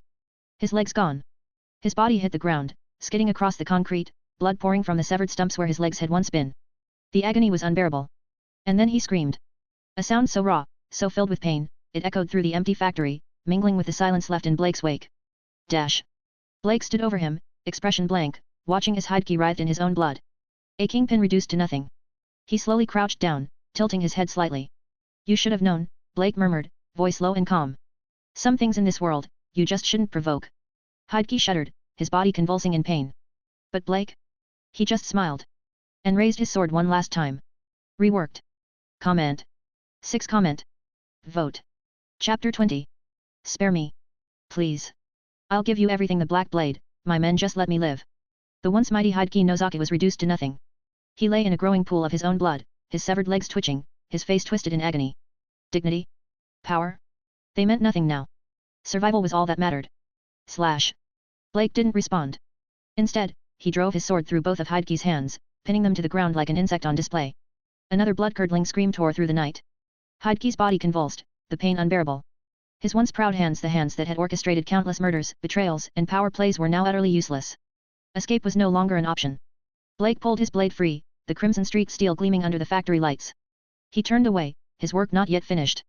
More screams rang out in the distance, raw, desperate wails that echoed through the industrial district. One by one, Blake hunted them down, his movements silent, merciless, efficient. Minutes later, the last straggler lay at his feet, his lifeless body still warm. Blake spun his sword once, flinging the excess blood off the blade, painting crimson arcs on the concrete. Then, with a practiced motion, he sheathed it, turning back toward the carnage he had left behind. The Black Blade was finished. Standing over Hideki's trembling form, Blake's icy gaze bore into him. "Make a call," he ordered. "Summon every last Black Blade member to the main hall. I might consider letting you live." Hideki's eyes lit up with sudden hope. "You'll really let me go?" His voice was weak, desperate. Blake's hand tightened around the black handgun he had taken from Hideki, raising it slightly. "Stop wasting time." His voice was impatient, cold. The thick, suffocating aura of death that surrounded him made Hideki's entire body tremble uncontrollably. He had no doubt this man would kill him without a second thought. Shaking fingers dialed a number. "Godu? It's me." He forced his voice to stay steady, masking his terror. "Order every Black Blade member to assemble at hall immediately. I don't care what they're doing. If they don't show, they'll answer to the first rule." The voice on the other end stammered a panicked confirmation. Hideki exhaled sharply, hanging up. He looked up at Blake with a forced, pathetic smile, like a man clinging to a last lifeline. And then, bang! A single gunshot. The bullet tore through Heidke's skull, snuffing out his life in an instant. His body slumped, eyes still wide with shock. Why? Why kill him after he obeyed? Blake's expression remained unreadable as he tossed the gun aside. To still beg for life at this point? He let out a quiet scoff. Pathetic. He turned away, stepping over Heidke's corpse as if it were nothing more than discarded trash. Finding a supply of motor oil from the factory's forgotten storage, he doused the bodies. The sharp scent of gasoline filled the air. A flick of a lighter. The fire roared to life, consuming the remains of over 100 men. Without a second glance, Blake slid into Heidke's luxury black sports car, its sleek leather interior still reeking of expensive cologne and blood. With a smooth turn of the wheel, he disappeared into the night. 10 minutes later. A convoy of police cars screeched to a stop outside the abandoned factory. What they found inside stopped them cold. Flames devoured the corpses, casting dancing shadows on the blood-soaked walls. The officers stared in horror.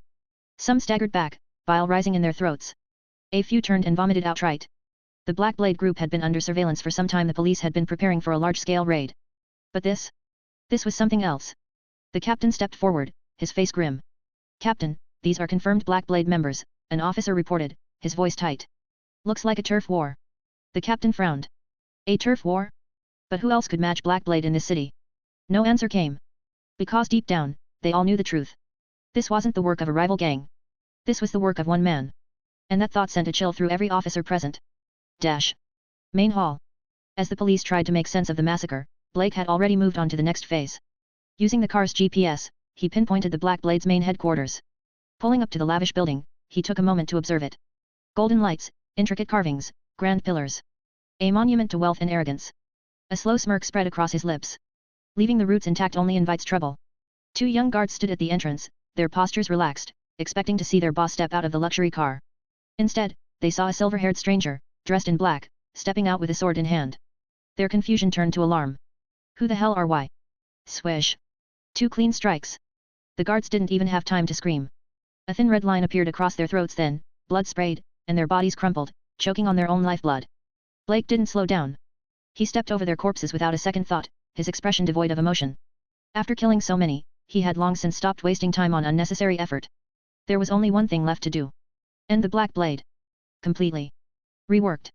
Comment. 5 comment. Vote. Chapter 21. The training hall of the Black Blade gang was massive, designed for sparring and combat drills. It could easily accommodate over 300 members, and tonight, it was packed. At the front of the room, 4 men sat on elevated chairs, their presence commanding immediate respect. These were the gang's 4 hall masters, seasoned criminals who had fought and bled for the gang's leader, their authority second only to his. Everyone else stood, waiting. Hey, Godu, any idea why the boss called us in? One of the hall masters leaned in, irritation clear in his voice. I was about to seal the deal with a fine little thing when you dragged me out. Godu scowled. No clue. But it sounded urgent. I heard he took nearly 100 men out earlier. Maybe it's got something to do with that. Could be those punks from the last turf war trying to claw their way back. None of them had any idea that their boss had sent those 100 men after a single target, Blake Silva. And that every last one of them was now dead. The heavy wooden doors groaned as they swung open. All eyes turned toward the entrance, expecting to see their leader, Heidke Nozaki.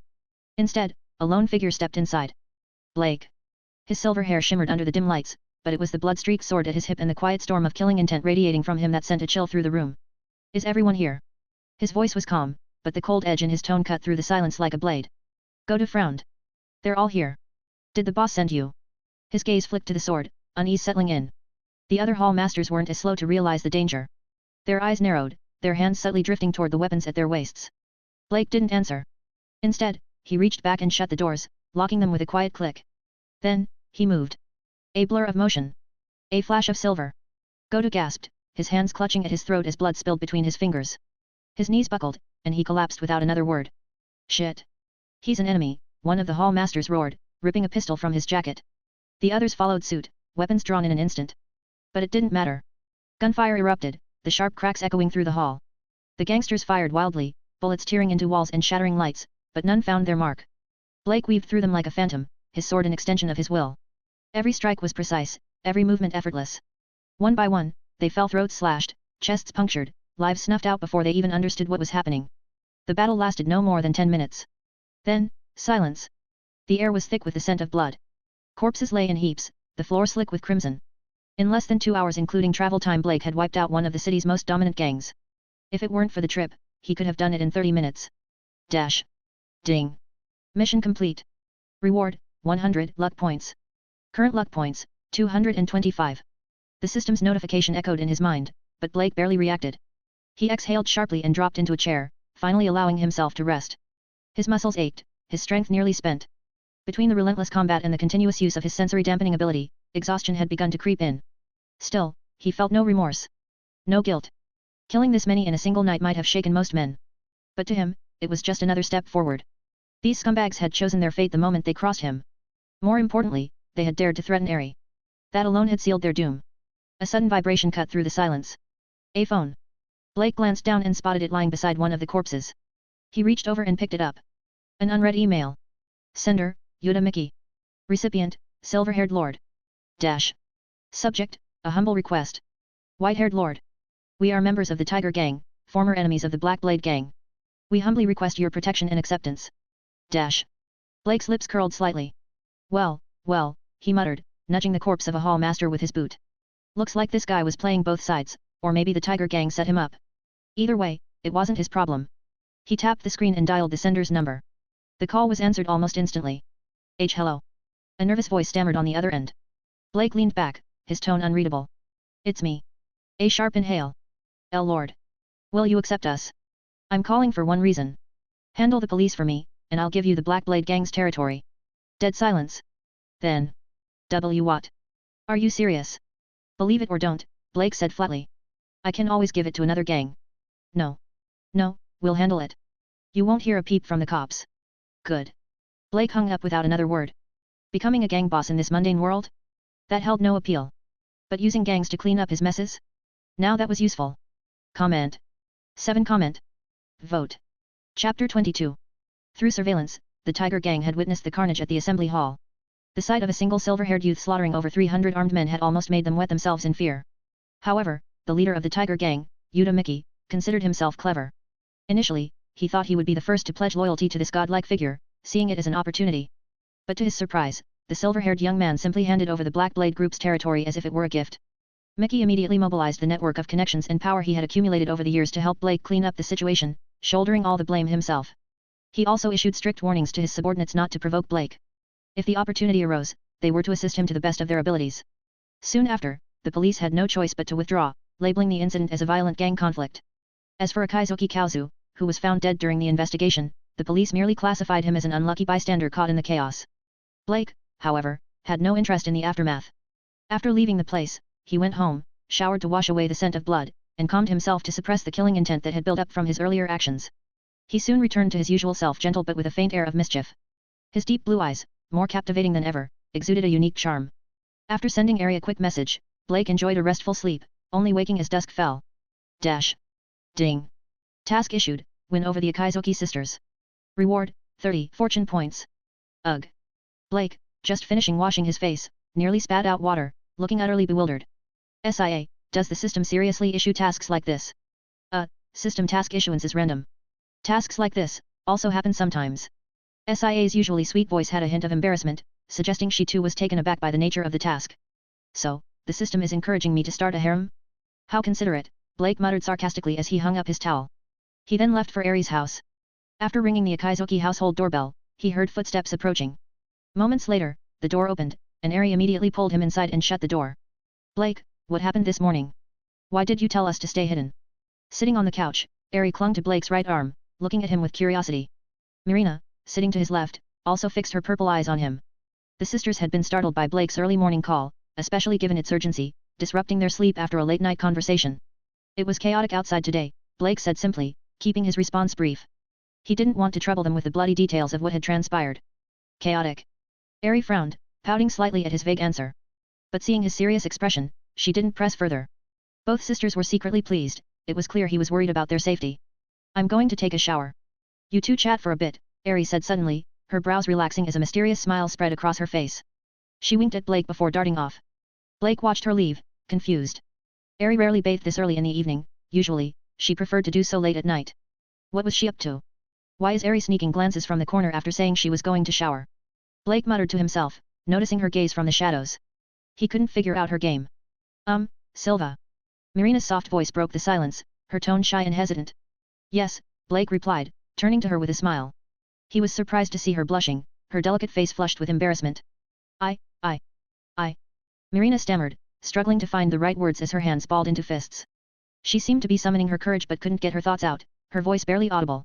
Thank you for saving me yesterday, she finally blurted out, her face a mix of gratitude and frustration. Blake couldn't quite understand her conflicted emotions. It's no problem, we're friends, aren't we, he replied warmly, smiling at her. Honestly, what is wrong with those two? Eri groaned from her hiding spot, burying her face in her hands in frustration. My sister is just too shy.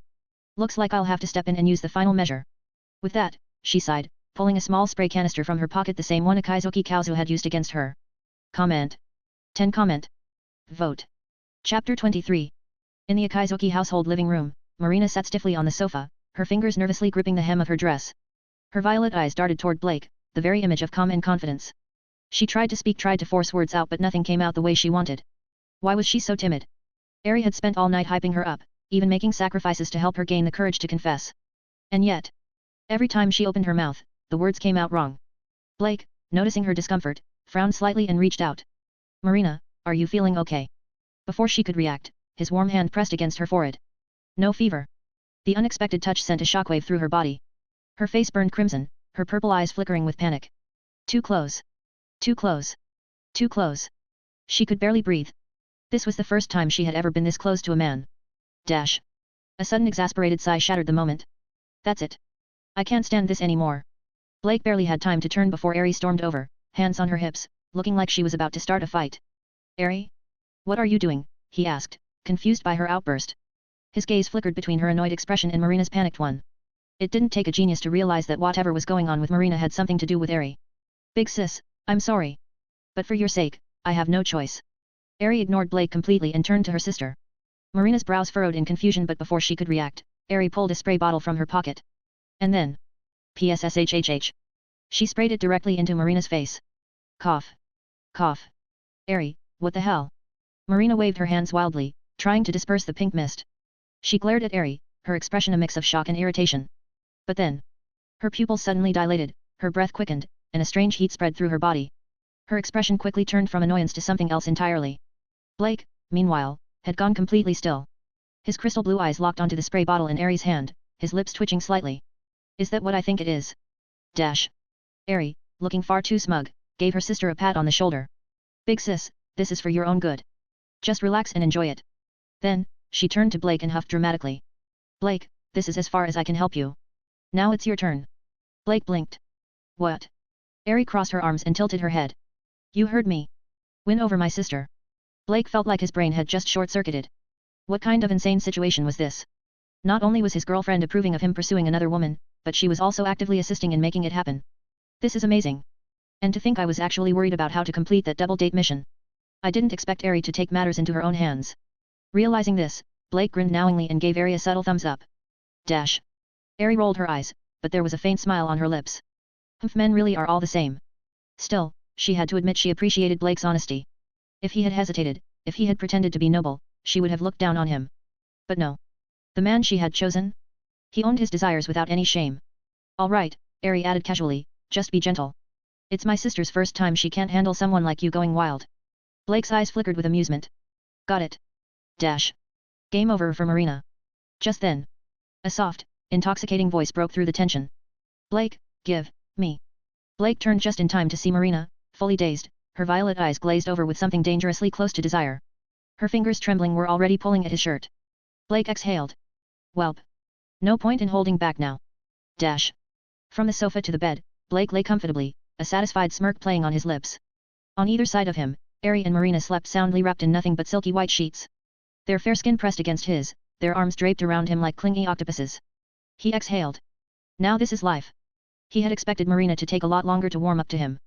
But thanks to Eri's assistance, things had escalated much faster than anticipated. Dash. Ding. Mission accomplished, you've earned 30 luck points. Current total, 255 luck points.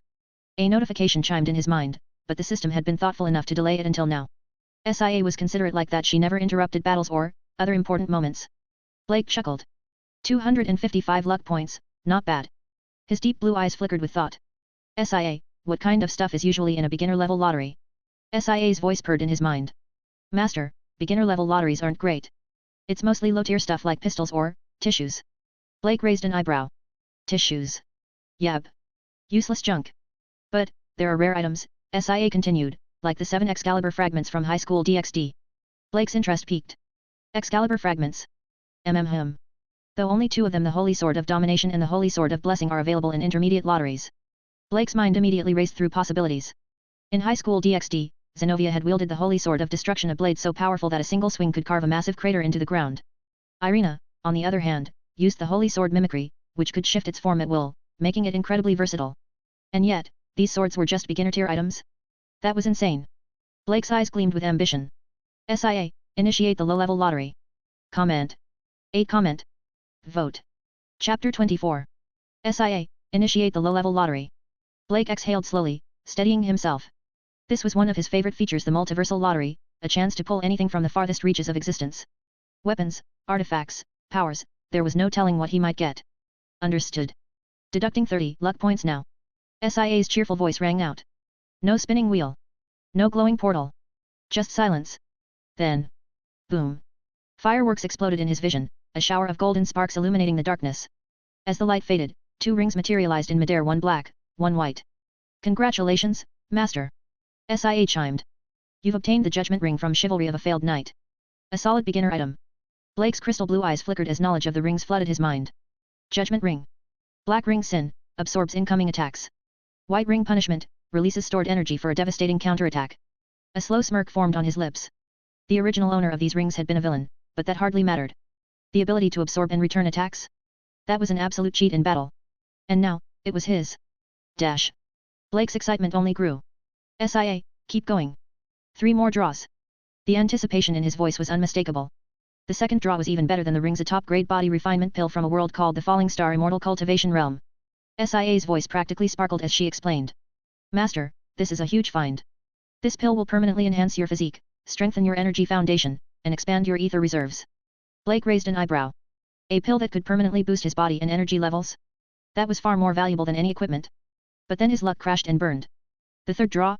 A palm-sized blue diamond, valuable, sure, but useless in combat. The fourth? A 10-fold concentrated stink bomb, completely worthless unless he wanted to weaponize body odor. Blake sighed, running a hand through his silver hair. Looks like my luck peaked early. With 135 luck points left, he decided to quit while he was ahead. 4 draws had been more than enough for one night. He didn't immediately retrieve the items, either. Ari and Marina were still asleep beside him, their soft breathing filling the room. Waking them up with sudden flashes of energy probably wasn't a great idea. Just as he was about to settle in for the night, SIA's voice cut through the silence this time, with an unusual hesitation. Master. SIA suggests you consider leaving this world soon. Blake's eyes sharpened. You're saying I've hit a dead zone? No more missions here. For all of SIA's bubbly personality, she never spoke without reason. If she was bringing this up, there was a problem. Yes, exactly, she confirmed.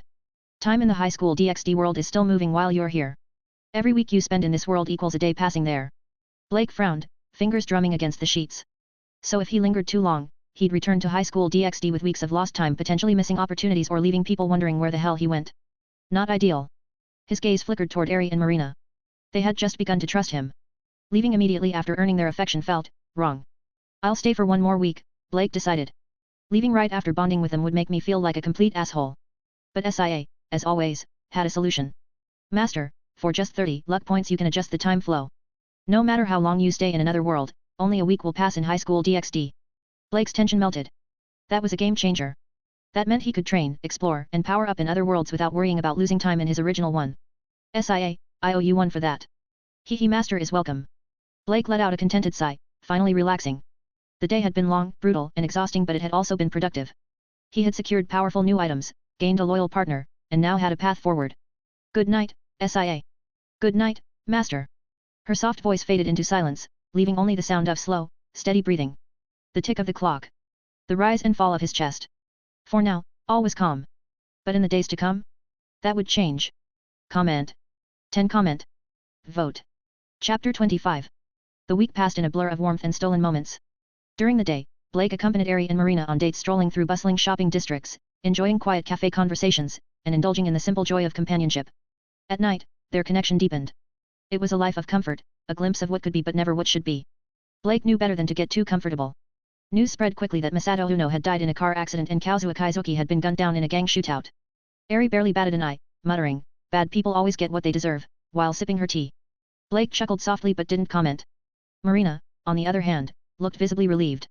The two men had tormented her for far too long. Now, with them erased from existence, the weight on her shoulders had finally lifted. When the week came to an end, Blake bid them farewell. I have business back home, he told them, his words vague but firm. Ari pouted. Marina hugged him tightly. Neither questioned his decision.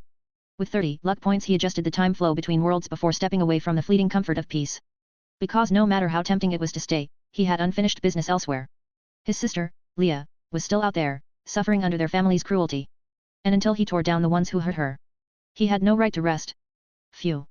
I'm back. Blake exhaled, taking in the familiar sight of his dimly lit bedroom.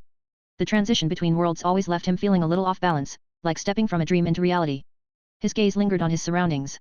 The bed, the desk, the faint hum of the city outside, it all felt distant. For a brief second, he almost expected Ari or Marina to be beside him. Goodbye for now. Shaking off the sentiment, he focused on the present. SIA, retrieve the judgment ring and the body refinement pill. A soft chime echoed in his mind. Understood, master. With a faint shimmer, the two items materialized on his bed, a pair of rings, humming with restrained power, and a small porcelain bottle with an otherworldly glow. He placed the black sin ring on his left middle finger and the white punishment ring on his right. A single flex of his hand sent a ripple of energy through his body. Perfect. Then, without hesitation, he uncorked the bottle and swallowed the jade-like pill inside. A moment later. Heat. A firestorm erupted inside him, surging through his veins like molten metal. His body trembled as black impurities oozed from his pores, coating his skin in a foul-smelling grime. His lips twitched in disgust. I need a shower. Now. Rushing to the bathroom, he scrubbed himself clean at least 5 times before finally stepping out, hair damp, muscles feeling light and powerful. Standing shirtless before the mirror, dressed only in shorts, he flexed experimentally. His crystal blue eyes gleamed with satisfaction. This is insane. My strength, my endurance, even my ether reserves feel doubled.